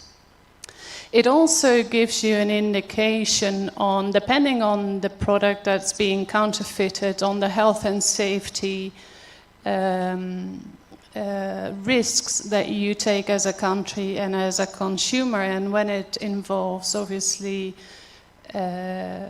pesticides, insecticides, fertilizers, it has a direct link with the risk to food security.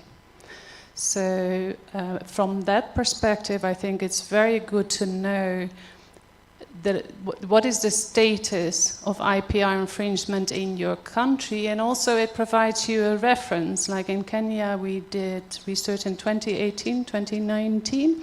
So let's say we have our numbers based on that research, and if we do another research in 5 years from now, we can see the procedures, the regulations, the rules, the laws that we've put in place, have they been effective or not? So let's say if in 2018 or 2019, 30% of your market was counterfeit, if that has been reduced 5 years later to 10 or 5%, you know you're on the right route. I hope I've answered the question properly.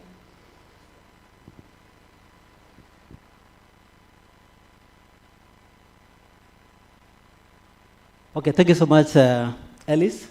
Probably we can also hear from Osman.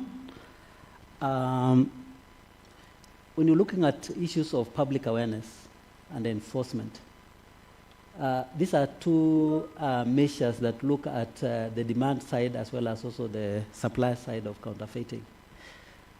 What do you think could be the effective public awareness measures as well as also enforcement that you think that could really add value in the fight against counterfeiting? Thank you, Chair.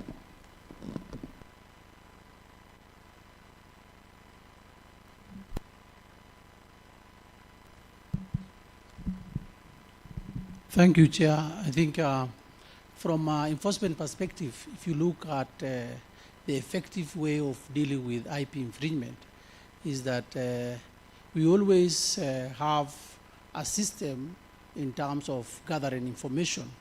And most of the information normally emanates or is generated from the consumers and also the brand owners. We as an enforcement wing, we normally act on information that we obtain to ensure that the information is accurate and it is an intelligence action that we normally take that zero in on the counterfeiting aspect.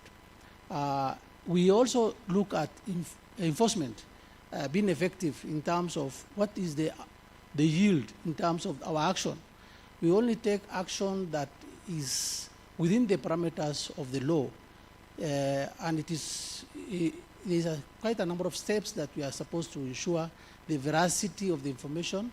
And whenever we take action, we know that this outcome is an outcome that is similar to the confirmation that these goods out there are counterfeit.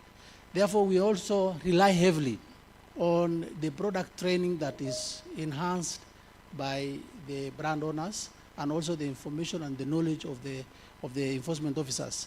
Across the board, there is quite a number of enforcement agencies that deal with IP infringement, as has been highlighted in the morning, that we are partnering with different agencies as designated inspectors.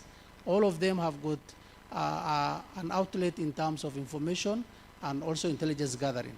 So whenever we are partnering with them as a multi-agency approach, is another way of effectively dealing with enforcement as a strategy to ensure that IP infringement is curtailed. The other aspect is about looking at the new development on digital platform. And we have to acknowledge that online counterfeiting is a matter that is with us. And it is being done by very sophisticated individuals that knows that whatever they are uploading is not genuine. So it really requires a lot of surveillance on the social media and the digital platform. And as has been alluded to in the morning, there is a need for us to come up with a software system to also enlighten or try to give a red flag on whether this particular item that is uploaded in this social media or any other digital platform is counterfeit. Therefore, we are looking forward to partnership in terms of innovations that is being done within the country and outside to ensure that we work on all the best way practice in terms of effectively dealing with enforcement. When I come to the issue of the awareness, I think the best approach in terms of creating awareness on IP infringement is through the digital outlets. That will be able to capture most of the audience outside there. And the audience outside there, majority are ignorant of the meaning of counterfeiting.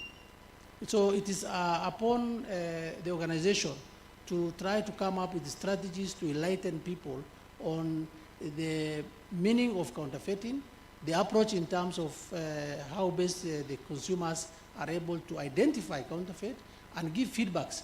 Because without enlightening the consumers, then we shall be having a minimal feedback to work on. So we have to look at the broader sense in terms of enlightening the public and the consumers on counterfeiting.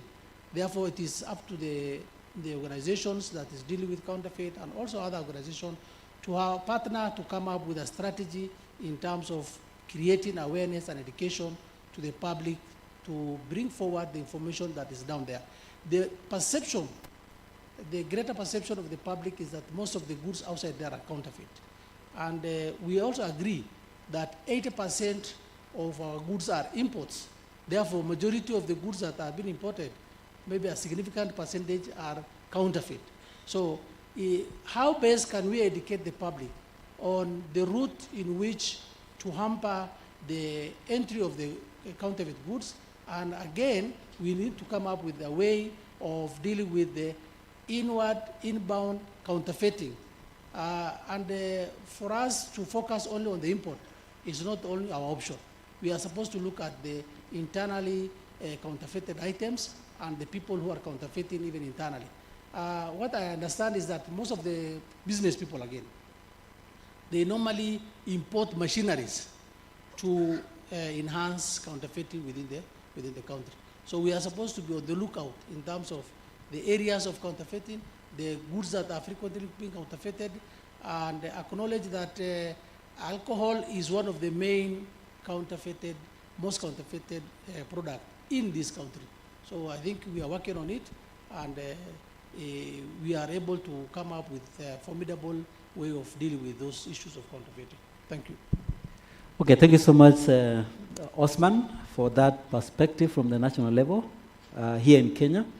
Now, we would want to also get the international perspective, and we have our colleague, Mr. Xavier Vamandel, but before he comes on the floor, there's a video that we want also to listen, which is given by Edward Kwakwa, the Assistant Director General, Global Challenges and Partnership Sector at WIPO.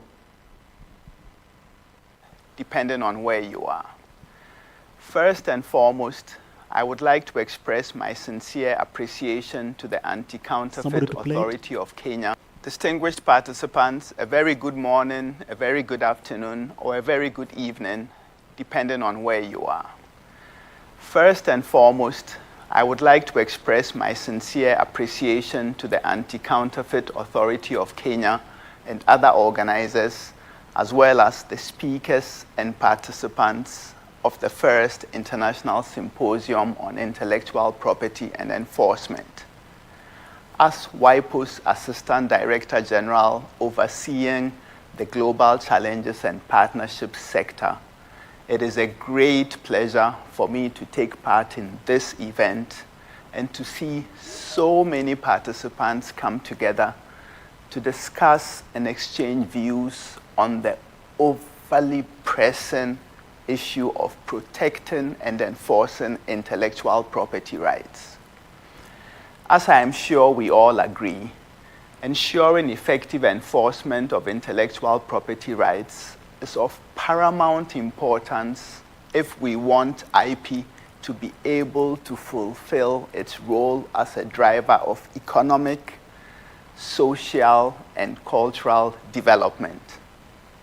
Indeed, any system of intellectual property protection is credible and effective only insofar as it is enforceable. Yet, ensuring effective enforcement of IP is no simple task, especially in light of the challenges presented by new technologies and the digital environment. The complex nature of IP infringement calls for an equally comprehensive and coordinated response. Before telling you about WIPO's work in the area of IP enforcement, I would like to first name the issue of counterfeiting and piracy in the global context, put it in a context and frame it.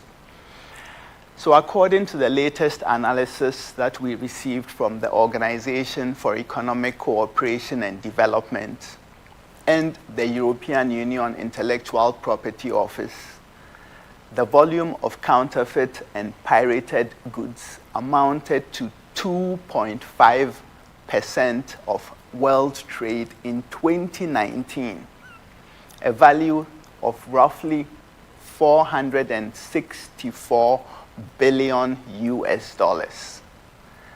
These figures, of course, are staggering, and they are only projected to increase with time.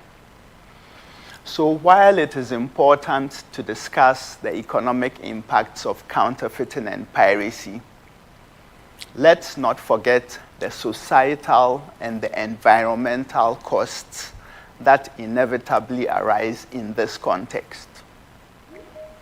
Counterfeit products are not made to meet the same standards as legitimate goods, so they invariably pose threats to consumer health and safety. Moreover, when products are made using questionable and substandard materials, threats to the environment materialize when it comes to destroying the infringing goods.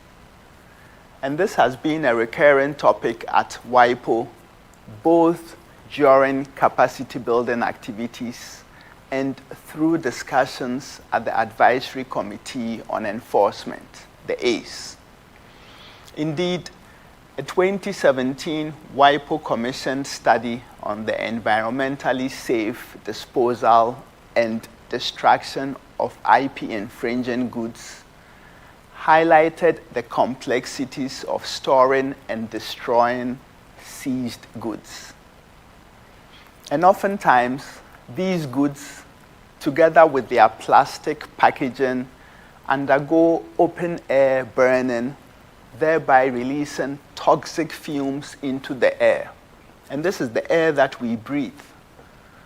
Other times, infringing goods are disposed of in non-sanitary and result often open landfills, which can equally result in hazardous substances, putting the soil and contaminating groundwater and inland or coastal waterways.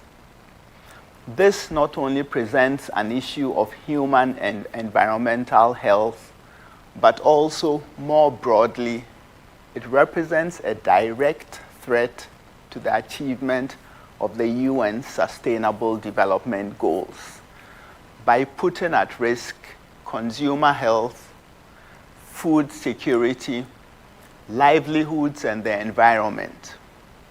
Indeed, IP enforcement is thus not merely a question of maintaining economic prosperity, and is by no means an issue that negatively impacts only the developed countries. Rather, it is a problem that should concern all countries, regardless of the level of development.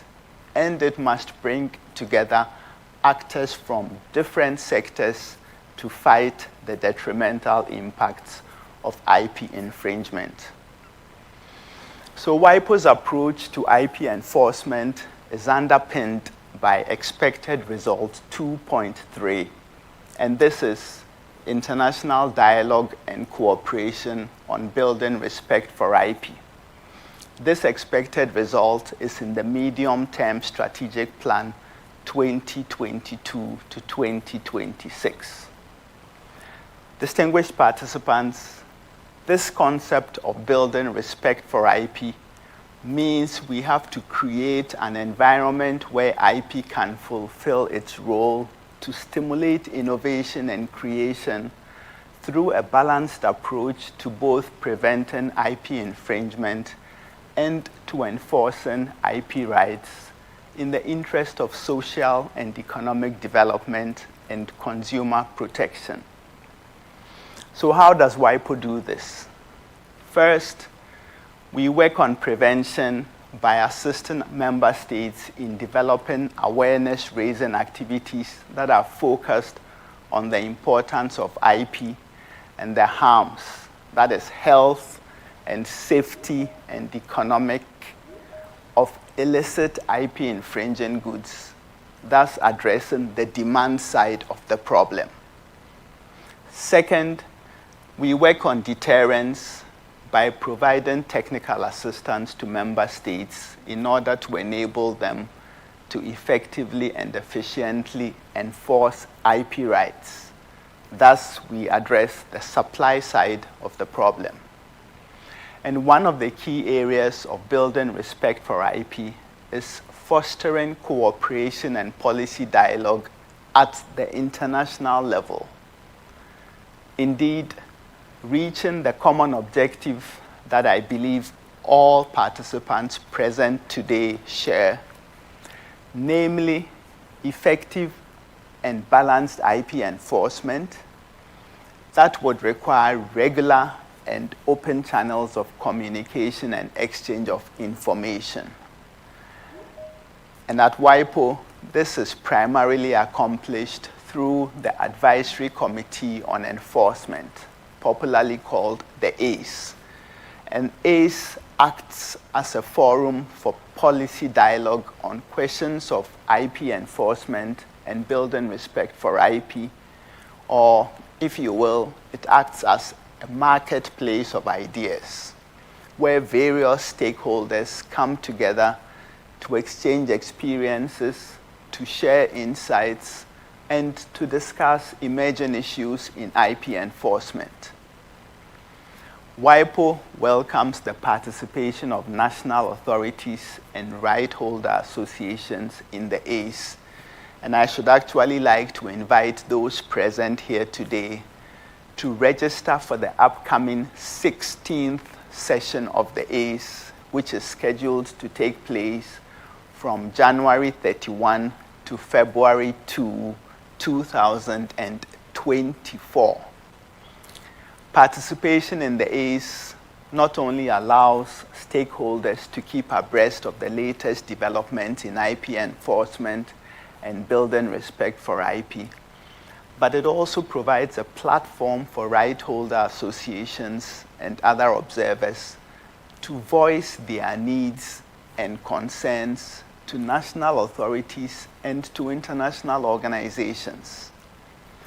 Next year's ACE session will feature discussions on awareness raising, particularly in relation to young people, on IP enforcement policies and regimes, and on balanced, holistic, and effective IP dispute resolution, as well as on WIPO's legislative assistance, on WIPO's capacity building activities, and support for training activities. In addition to ACE, WIPO contributes to the development of IP policies and strategies by developing training materials and undertaking impact-driven capacity building activities. For instance, we produced a case book on the enforcement of IP rights, which includes both civil remedies and criminal enforcement. And it serves as a training tool for members of the judiciary, for law enforcement officials, for attorneys, and for right holders. Currently, it's available in Arabic, in English, in French, and in Spanish. WIPO has also developed the investigating and prosecuting IP crime training materials for law enforcement officers and prosecutors, and is working with member states who want to adapt and customize these training materials to their own legal framework in order to make them even more relevant and impactful. The materials provide guidance on the elements of copyright piracy and trademark counterfeiting goods, as well as corresponding investigative and evidentiary issues. Of course, IP enforcement is never a one-way street, and it cannot happen in a vacuum. And for that reason, WIPO also promotes partnerships between the private sector and the public sector. So in the area of IP enforcement, WIPO oversees the WIPO Alert database, which is a secure, free of charge online platform that was launched in 2019 with the objective of assisting government agencies and the advertising industry to stop the flow of legitimate advertising revenue to pirate website operators. And building on this, WIPO is currently working on a second initiative, namely WIPO Alert Pay, which is intended to address the online market for counterfeit goods and subscription-based pirate websites by aggregating information from right holders about online vendors of counterfeit products and operators of pirate websites, and sharing this information with credit card companies and other payment networks. So the payment processors would then use this data in their existing anti-fraud systems to identify bad actors and terminate their payment services. Due process, of course, would be assured through rigorous notification procedures and a review procedure. Distinguished participants, finally, I would like to highlight one more project that WIPO's Building Respect for IP division is undertaking, and that is in the development of a customs recordation system that is linked to the pre-existing WIPO Industrial Property Administration System, in short, IPAS. Customs recordation systems assist frontline customs officers in detecting, interdicting, and thereby preventing IP infringing goods from entering the channels of commerce.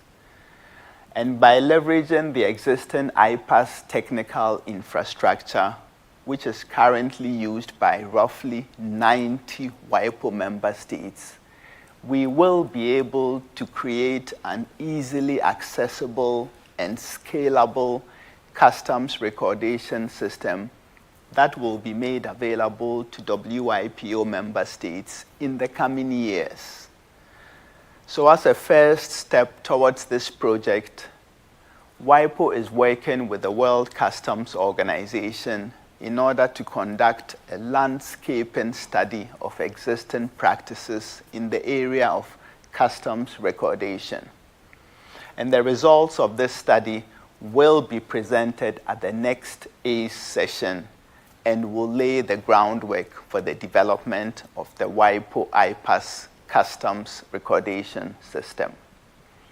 So as you can see, ensuring effective IP enforcement and fostering an environment in which IP is respected requires a comprehensive approach targeting all aspects of the problem and involving a wide range of stakeholders. It is thus imperative that we keep the conversation going and continue sharing experiences and good practices in fora such as this one. Distinguished participants, ladies and gentlemen, with that, allow me to close my intervention today by extending a very big thank you to the Anti-Counterfeit Authority of Kenya and to all those involved in the successful organization of this very important international symposium. Indeed, the first of its kind in the region. Your efforts are a testament to the fact that IP enforcement is a necessary and worthy cause that requires an international approach involving all stakeholders. It has been an honor for me to be a part of the inaugural event.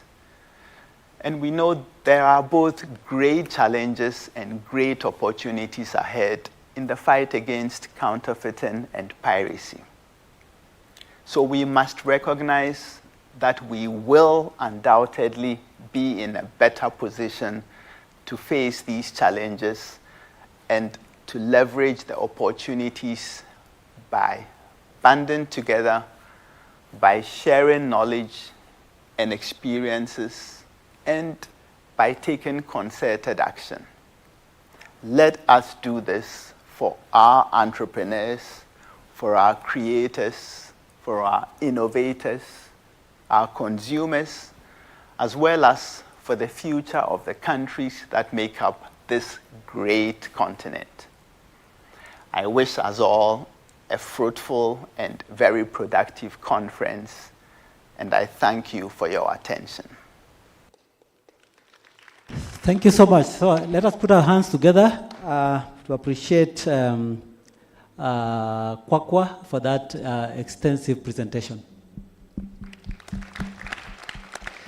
Thank you. So as you have heard, Kwakwa has really given us an in-depth understanding of the value of IP, the various strategies that we need to put in place. So he has really summarized the discussions that this panel actually is discussing.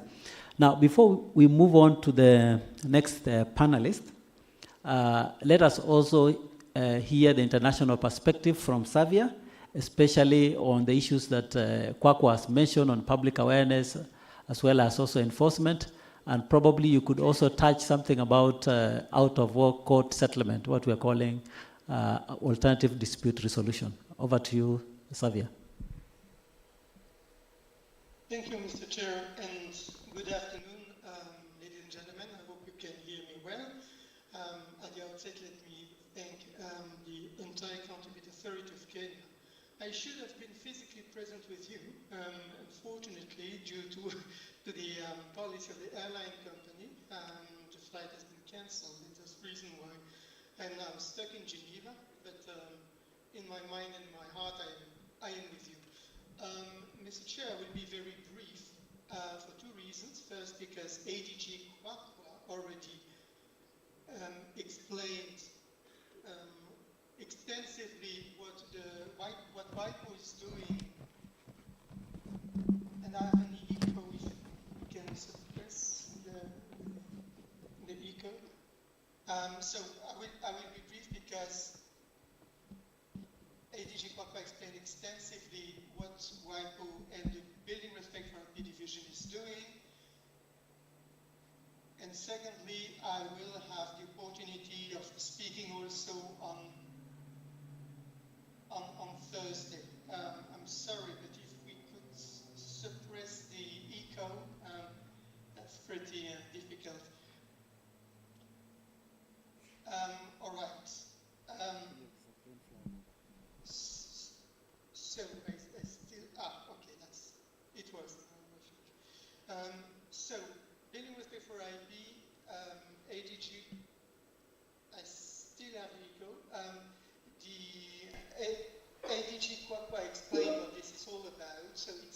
it's a concept which is broader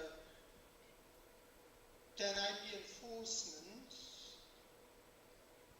And I'm sorry, but... Xavier, we can actually hear you clearly. We can hear you clearly. There's a plane actually passing over. The problem is, Okay. the problem is that I have an echo, except when I'm speaking with you. So,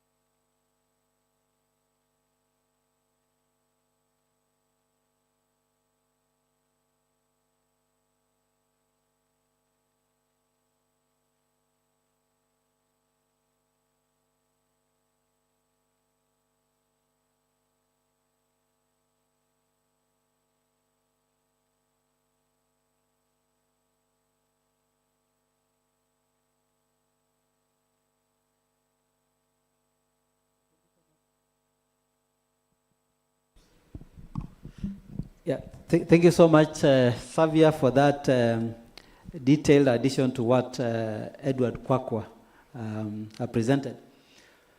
Now, I think I'll turn over maybe to my co-chair also to ask a couple of questions, and then we'll be able to wrap up. All right. I think still while on the issue of awareness, we'd like to hear from you, Mr. Budeli. What are some of the measures that you see being employed in South Africa that you could see amount to effective public awareness against counterfeiting? Good afternoon, everyone. I am pleased to be here this afternoon, and I'm looking forward to having an engagement with you regarding on this particular important topic. So in South Africa, as Paul indicated, we have got various enforcement agencies that are dedicated specifically to deal with the legislature as well as the enforcement of counterfeit goods. Now, the Department of Trade and Industry, they do have representatives that focuses on enforcement as well as public awareness campaigns. Now, what they normally do is that they lobby brand holders to provide information that they receive from their customers and create a customer-consumer line that they could get information that they could disseminate to the public to create an awareness. Now, obviously, it is important for us to understand that public awareness campaigns are aimed at ensuring that the consumers do not create a demand for counterfeit goods, because the more you create the demand, the more the counterfeiters they will have to supply. Now, the aim is to make sure that those people are dissuaded from buying counterfeit goods and not necessarily to make them experts in identifying whether an item is original or not. Thank you. All right, thank you. Just moving on to something else. I want to come to you now, Osman. What are some of the measures that the government and maybe particularly the SCA, even if through a multi-agency approach, is employing to ensure effective enforcement against counterfeiting?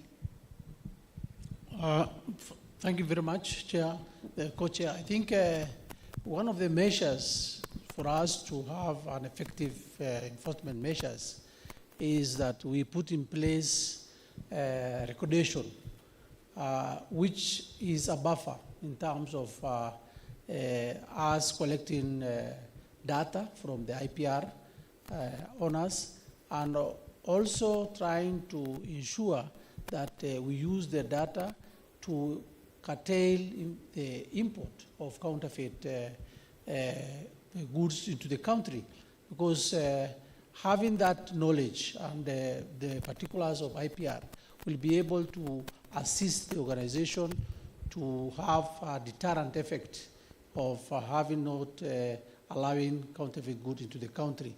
Secondly, what we are trying to do is to have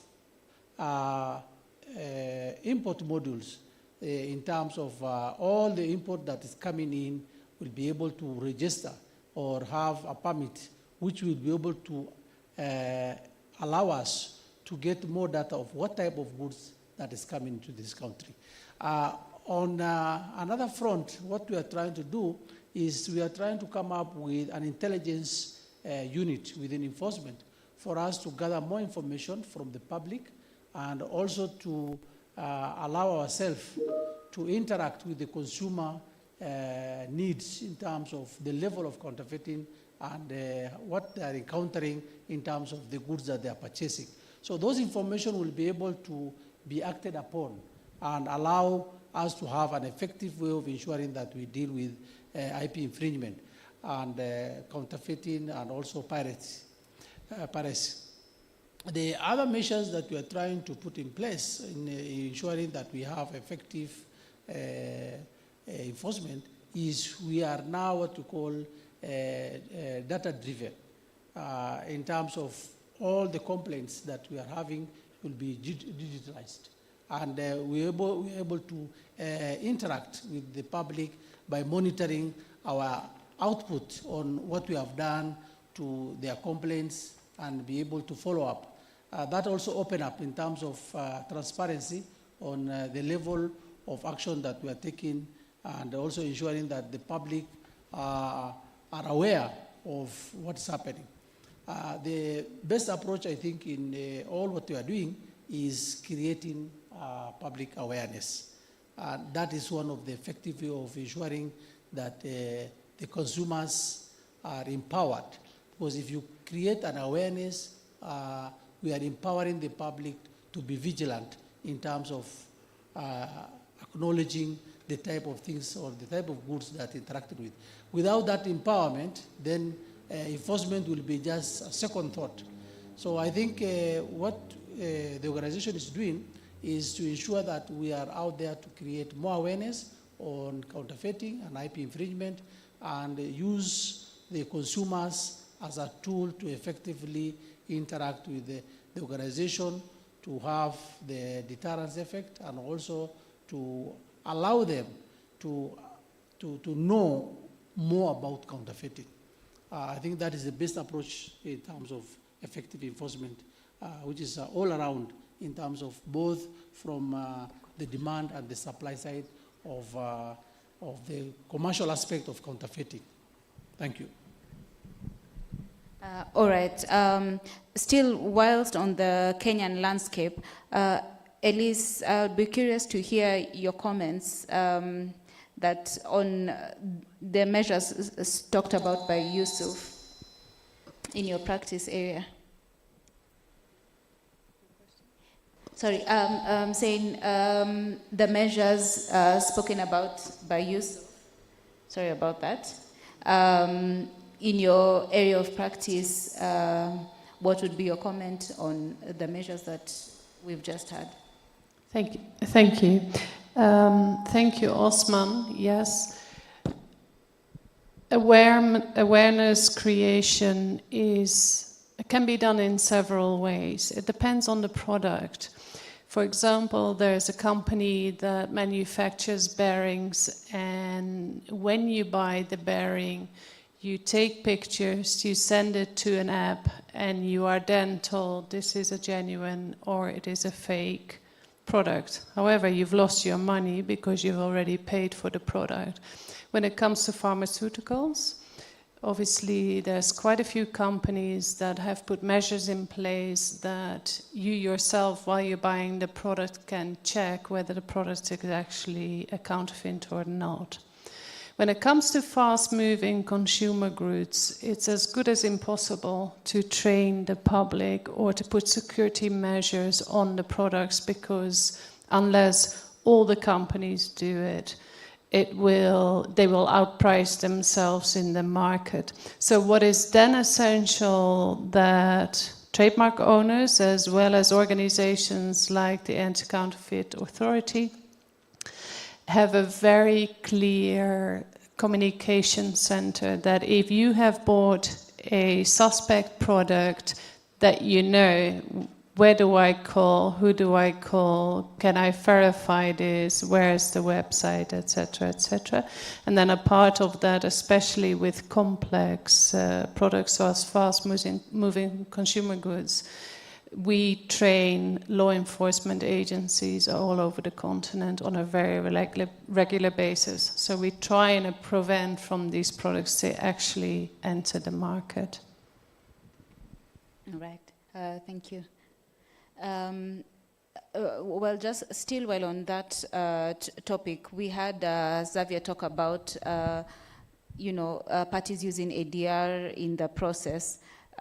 Yusuf, I'd be curious on your comments on what do you think is the place of ADR in the criminal resolution, in the resolution of criminal offenses, and how can that ADR process be structured to be beneficial to all parties, the IPR owner, the government? Yes. Thank you. I think ADR always plays a very significant role in terms of speeding up the justice system, because we don't expect all the complaints to be processed and to be taken to court, because already our justice system is overloaded in terms of cases. So I think ADR becomes a very effective option in terms of dealing with the infringement. So the best option is that ADR need to be structured in a manner that is, it allows, or there's a flexibility, or to have on board all the parties. One, quite a number of parties are involved. Whenever there's an infringement, we have a brand owner or a brand agent who is on board. We have the suspect, and we have the organization who is the enforcement organization. So I think we need to look at all the parties and agree on the best solution to dispose of the matter. But the gist of it is that we should agree in principle that once the suspect admits to the goods being infringing, or he might be accepting that he's willing to settle this matter out of court, then the backbone is that these goods should not go back to the market. Therefore, it is forfeited to the state. That is one of the main pillars in terms of an ADR agreement. Then the second thing is probably there might be some demand in terms of monetary from the IPR agent or brand owner. In that sense, how best can it be part of the agreement? From ACA perspective, I think what we are dealing with is that we are dealing with the suspect and the organization. So whenever there is any issue of monetary from the brand owners, we always refer them to civil action. They can go to court and maybe put their case forward and maybe sue in a private capacity. Secondly, we have to agree that IPR right is a private right. So it is quite in order for us to agree on the issue of ADR, because once the suspect agrees, we have got no option apart from disposing the matter through a settlement agreement.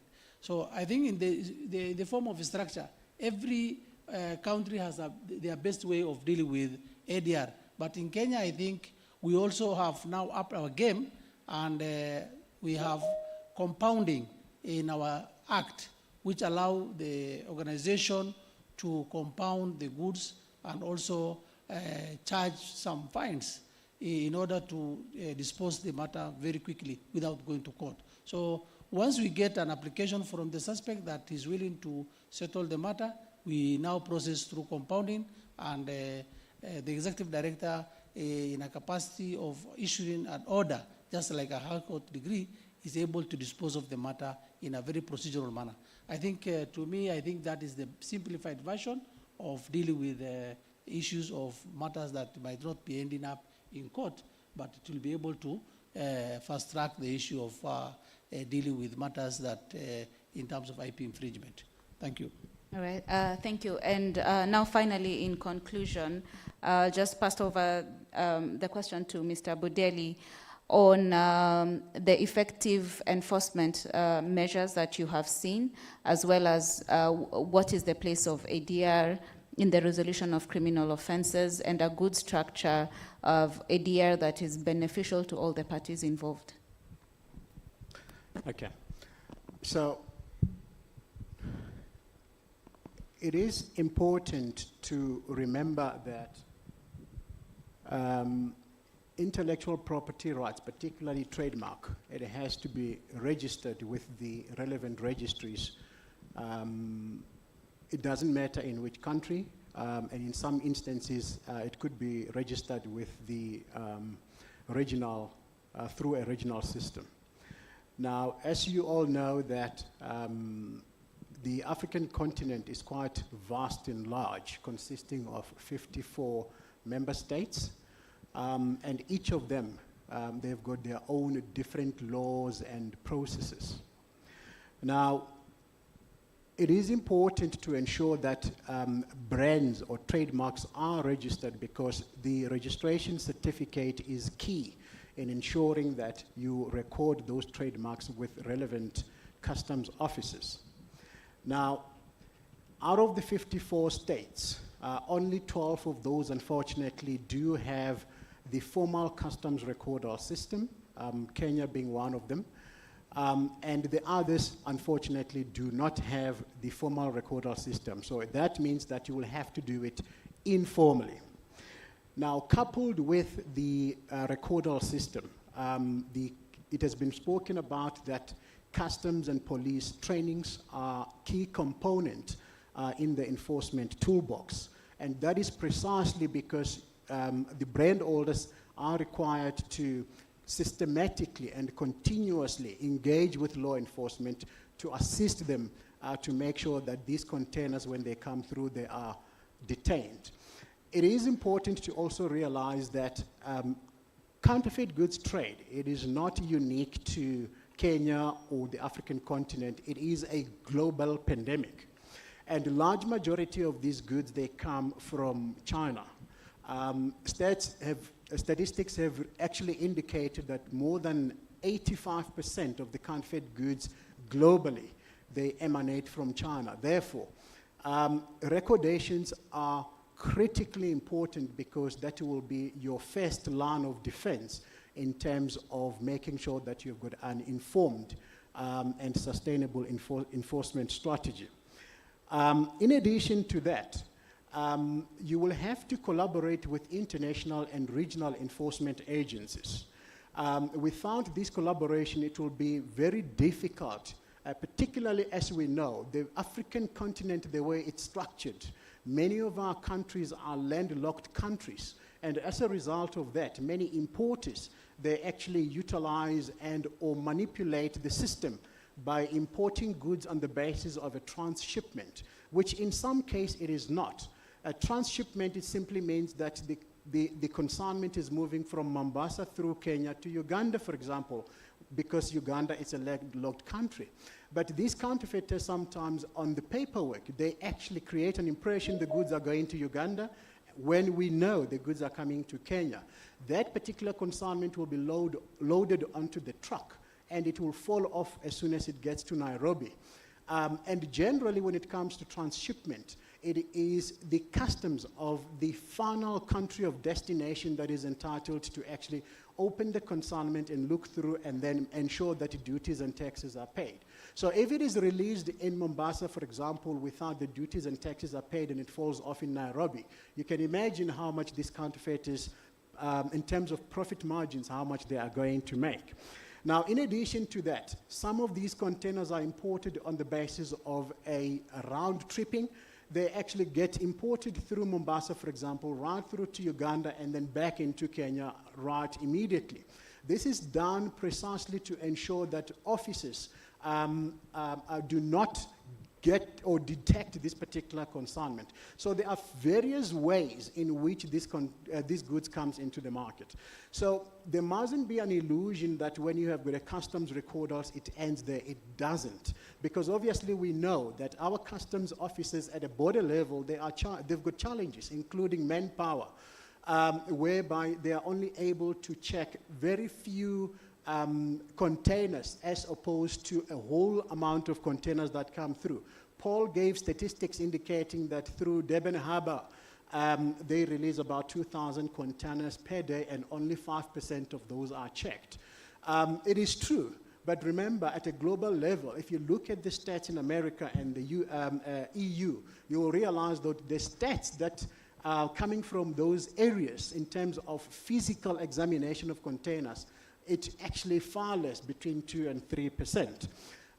When these goods have come into the market, we then collaborate with Interpol. Interpol has got networks throughout the continent. They are able to facilitate the local law enforcement agencies to assist in terms of either stopping the cross-border containers, alternatively to actually facilitate the prosecution of these particular offenders. We now know that large majority of the goods coming into our market are being imported by syndicates, and it's very difficult to investigate and infiltrate syndicates without necessarily having information sharing platforms with international and regional bodies. So Interpol plays an important role in the whole enforcement strategy, as well as the World Customs Organization. And quite recently, the United Nations has also introduced or created an enforcement a unit that deals with the movement of containers across borders, particularly focusing on drugs and human trafficking. And in many of these containers, they do find counterfeit goods as well. So collaboration is key throughout the stakeholders, enforcement agencies across the continent, and I can't emphasize more on how important this collaboration is in terms of making sure that there is a proper, sustainable enforcement strategy in place. And of course, each and every country would have the criminal justice system where you can actually criminally prosecute these offenders. And in some instances, you could also institute civil proceedings to make sure that you get the orders and sometimes to get damages out of these infringements. And that will actually send a strong message to the public. Now, of course, the ADR system is not a system that is formally introduced in each and every system. In other countries, you do have instances where you have to file a complaint with the police, and once the complaint has been filed, and then the suspect or the accused person will then approach the state prosecutors, make submissions either for the withdrawal of the criminal charges, alternatively, to try and make sure that the matter doesn't go to court. It simply has to be resolved out of court. They can plead guilty, and then a plea of agreement as well as sentencing agreement can be entered into to make sure that the matter is actually disposed of quicker without necessarily having to go through the courts, which are overloaded with these particular cases. In some cases, you could actually just send a cease and desist letter and start negotiating, because some of these importers are not necessarily aware that they're importing counterfeit goods, and therefore in instances where they are sort of oblivious, they quickly capitulate and resolve these matters out of court. In some instances, we do find that some of these importers are actually deceived by the manufacturers of these particular goods, where they even go further to create forged documents, including certificates to indicate they are appointed distributors or manufacturers of those particular goods. In those instances, when they come through, we indicate that these are forged documents, you were deceived into buying these goods, and as a result, if you were to proceed criminally with that particular case, you will be, unfortunately, not be able to prove mens rea. Of course, knowledge is a component which the state must prove to achieve a successful conviction on the criminal side. So one has got to evaluate each and every case individually to try and see how you can resolve it, and it is not necessary to actually rush to court because you could come short on some of the nitty-gritties when you get there. In short, there is no one-size-fits-all strategy to try and actually remove these goods out of the market. There are various components that one has got to take into account, taking into account quantities that are imported by that particular importer, the nature of the good. Does it pose safety issues? Does it pose any health issues to the consumers? All of those things are taken into account in trying to make sure that these matters are actually resolved in a speedily manner without necessarily overloading the court roll. Thank you. Fantastic. Thank you. I'm going to take 3 questions only, if there's any. Let me have 2 roving microphones on the floor. There's one question there, there's another, where? There. So the third question, probably from this side, none. So the third question. Good, so I think we are stuck with the 2.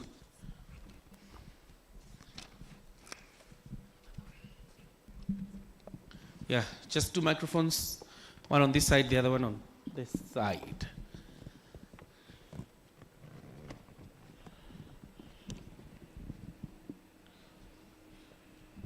Thank you very much. My name is Julius Sinigi, from State Department for Social Protection. Mine is just to ask the panelists, particularly Mr. Gideon,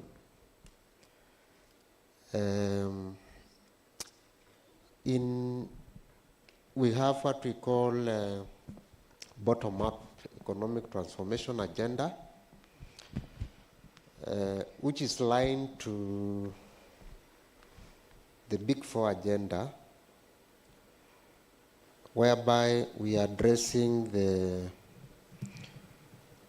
SDGs, particularly Goal 1 and 2, and this touches food security. In the recent past, we have seen a fall on food production. Excuse me for a minute. You Yes. posed your question to Gideon. Yes. Gideon is not in the panel. So would you frame it otherwise so that it fits the people seated there? Yusuf. Okay. Yes. So I'm just saying about there's a decrease in food production in Kenya, which one of the factors is bad seeds.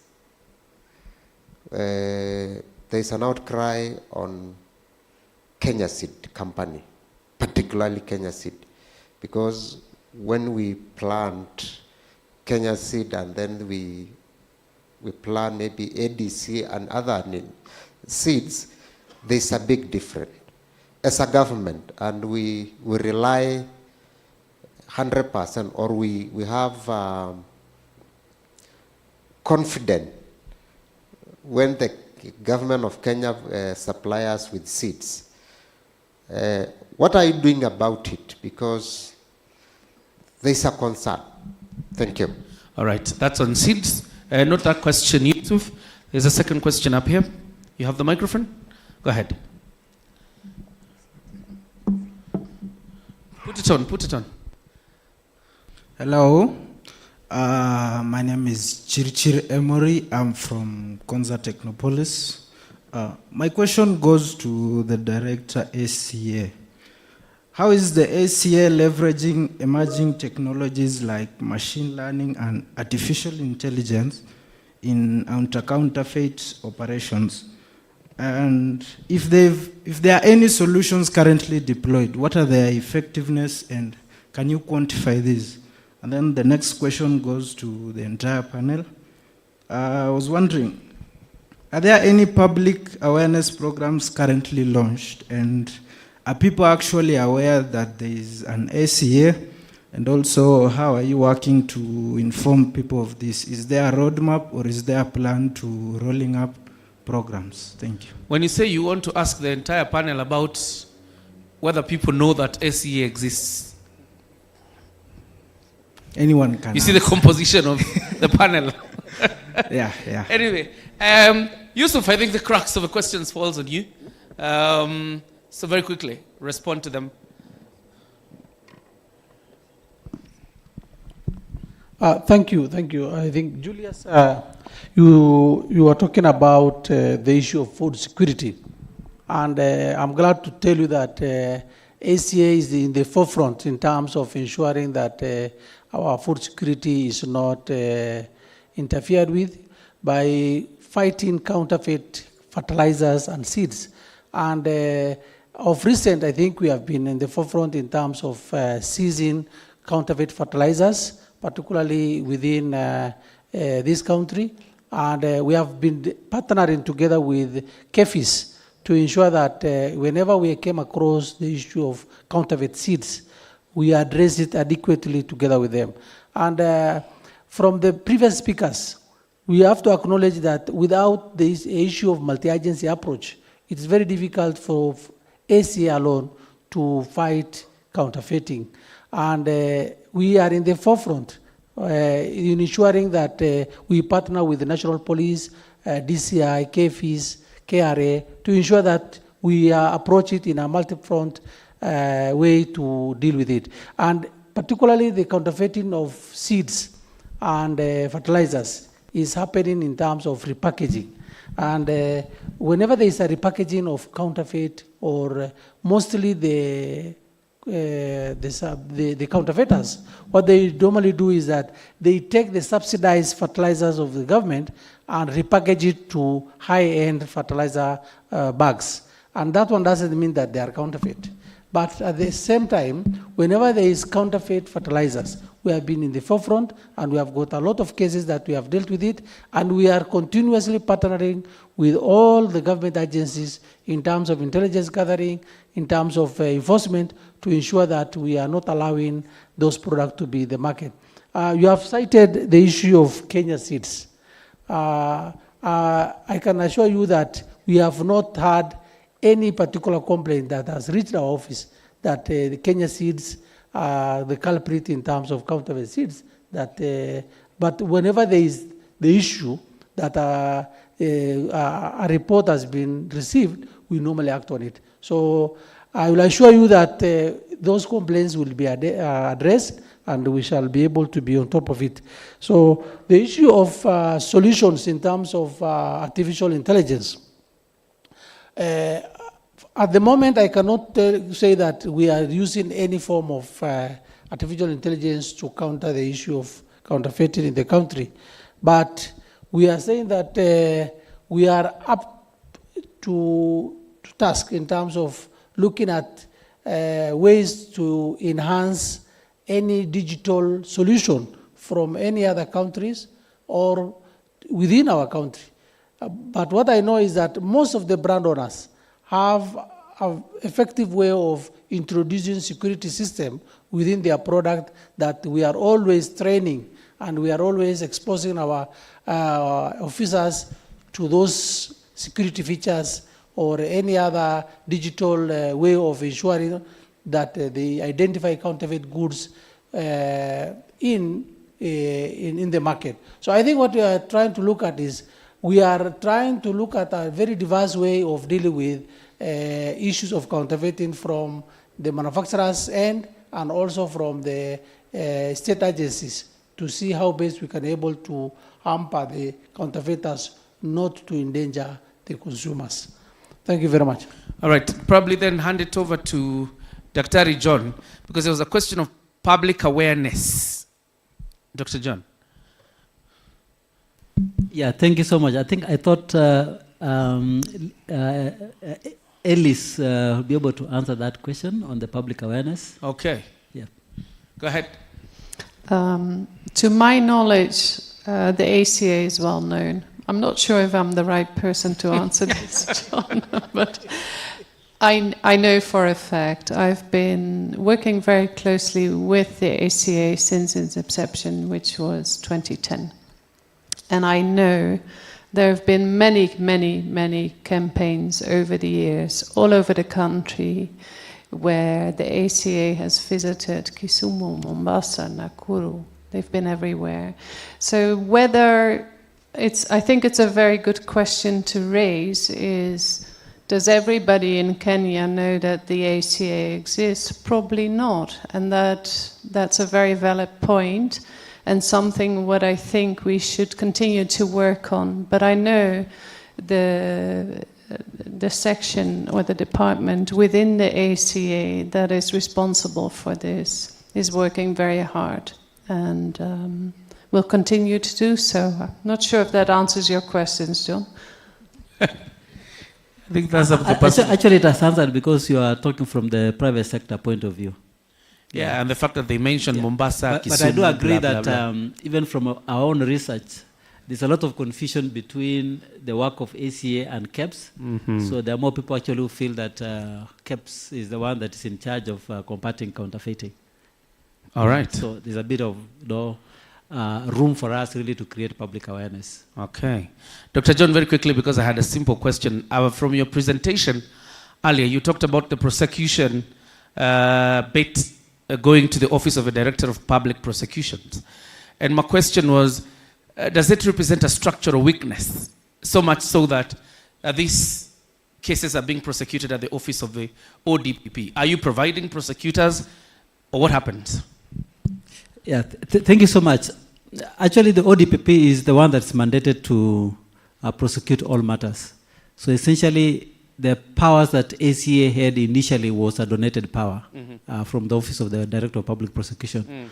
So in terms of ensuring that there is harmony in the prosecution of matters, so the ODPP decided just to withdraw all those powers. And later on, I think there's a policy that they're working on, and later on they're going to extend that powers again to various government agencies for them to continue doing the work of prosecution. Okay. So it's not really a weakness, but a way of really consolidating and looking at the weaknesses, then addressing those challenges, and then coming up with a policy. All right. To guide the prosecutorial issues. Okay. John has a question here. Who has the microphone? You can use mine. I was just going to follow up on my namesake's question regarding the prosecution, and one of the thoughts I had was possibly having a dedicated prosecutor who the Kenyan Anti-Counterfeiting Authority would be able to liaise with, and who would train specifically in the area of counterfeiting. You've gotten the question, dedicated prosecutors? Dr. John? Yeah, thank you so much. That's a good response to that. As ACA, what we do is that we work very closely with the Office of the Director of Public Prosecutions. We have identified a number of prosecutors whom we have actually trained, including also the magistrates who are handling our cases, as well as also the judges. So we work very closely also with the Office of the Director of Public Prosecutions. And even initially, before the powers were withdrawn, we were actually working in conjunction with those officers. So in cases where our officers are not able to prosecute those matters, they're actually taken over by the officers from the Director of Public Prosecution. So that's a good intervention. Thank you. All right. Maybe your co-chair can make the closing remarks for the panel before I introduce the person who's going to give you the giveaways. Angela, go ahead. All right. Thank you so much. All right. I don't know if Savia is still with us, but mine is just to say thank you to the panelists for your contributions to the sessions on research, awareness, and enforcement. It was insightful to hear from our keynote speaker as well on the projects that WIPO has ongoing on building respect for IPRs. That was very impressive to hear. And yeah, just to thank everybody who's still here this afternoon. And I guess it's evening. It's almost 5. Yeah. Thank you for everybody who's still here. And I guess this marks the end of this session. Thank you very much, Angela. Thank you very much, Dr. John. And thank you for the rest of the panel. Who is giving them the giveaways? Oh, yeah, the beautiful lady. Please do the honors, as we appreciate all of them for doing a fantastic job. Once again, the room, let's give them an applause for a fantastic job this afternoon. They've really kept us on our toes and thinking. And we'll be recapping this tomorrow morning once we reconvene again. So thank you all. Once you get your giveaway, then you step down. We coming to the close. Yes. After that, it marks the end of day 1 of the first International Symposium on Intellectual Property, Protection, and Enforcement. And that means we reconvene here tomorrow again. And I hope tomorrow we can keep time and probably adhere to the times allocated so that we wind up in good time, start in good time and wind up in good time, for the sake of all. Thank you very much. All of you have gotten your giveaways. Thank you. Thank you very much. We appreciate your contribution, and thank you very much for your submissions this evening. Oh, yeah. We agreed with Agnes. She's the one to organize how these hampers get to our guests. And thank you very much, even for the guests who joined us from Geneva. Thank you very much for your contribution. At this point, Agnes, unless there are any announcements you would want to make, probably before we put it to a close? It sounds like an ambush, yeah?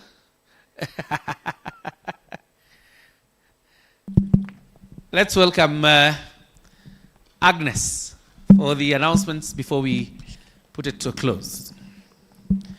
Hata makofi mmesahau kupiga sasa.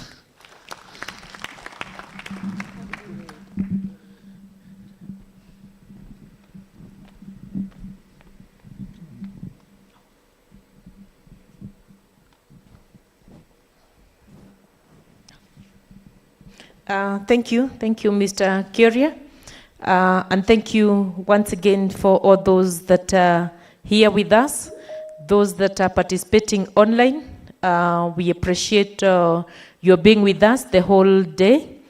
And we look forward to another fruitful day tomorrow. And I want to believe tomorrow will not be, even the afternoon we'll have more people. But we appreciate you and we welcome you to a cup of tea as you take leave. For tomorrow, the program starts at exactly 9. We have quite a bit lined up, including some of the presentations that were for today. And therefore, we will try and manage time so that we have all of it together. So shall we agree? We are here, 8 o'clock, registrations. 8:30, we are seated for the recap, and 9 o'clock, we begin our deliberations. Is that okay? Very much so. So we take our leave for the day, and please don't forget to have your tea as you leave. I believe by now you've gotten a bag to put your paperwork. If not, please see our ushers out there. And for the panelists of tomorrow, we've tried to, we are still in communication, but if you're here or a chair, we will be very happy to just have a very quick discussion so that we see how we manage time with the additional presentations. And with that, I think I'm good to go. Thank you, event coordinator. You need to take a lot of lemon water so that tomorrow you're able to keep the pace. Shall we appreciate him? He's done a good job. Yeah, thank you. Thank you so much. And when you're calling someone to close with a word of prayer, I believe our board member will be able to do that very effectively. Anajijua. Ukiitana atasimama. Mr. Wangombe. I'm about to do that. So everybody, appreciate yourselves for staying throughout the day and your contribution to the symposium. Thank you very much. Board member. It's time for prayer and exit. Who is the board member? As a name, he's Mr. Wangombe. Mr. Wangombe, asante sana. You want to pray from there?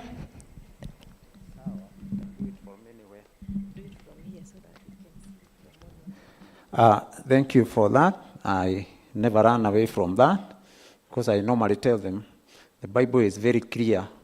Other disciples, I saw none except James, the Lord's brother, and I tell them, here he is. Thank you. So, let's pray. Father, in Jesus' name, we come before the throne of mercy to thank you, Lord, for the Anti-Counterfeit Authority mandate. Father, help us. Even as we continue, we pray for your victory, for your protection, and even as we live, we pray for your journey mercies. Father, bring us together, unite us together, and help us to exhort in the mandate until it realizes their role. As we live, Father, we pray for your protection, even as we meet together. Father, tomorrow, unite us together and help us, give us wisdom and victory to get where we intend today. Thank you for your guidance and protection. For all this, we pray, trusting and believing in Jesus' name. Amen. You're free to exit. You can go have our tea. Of course, if you did not know each other in the course of a symposium, you have about 20 minutes before your cup of tea is over. Get to know each other. Thank you.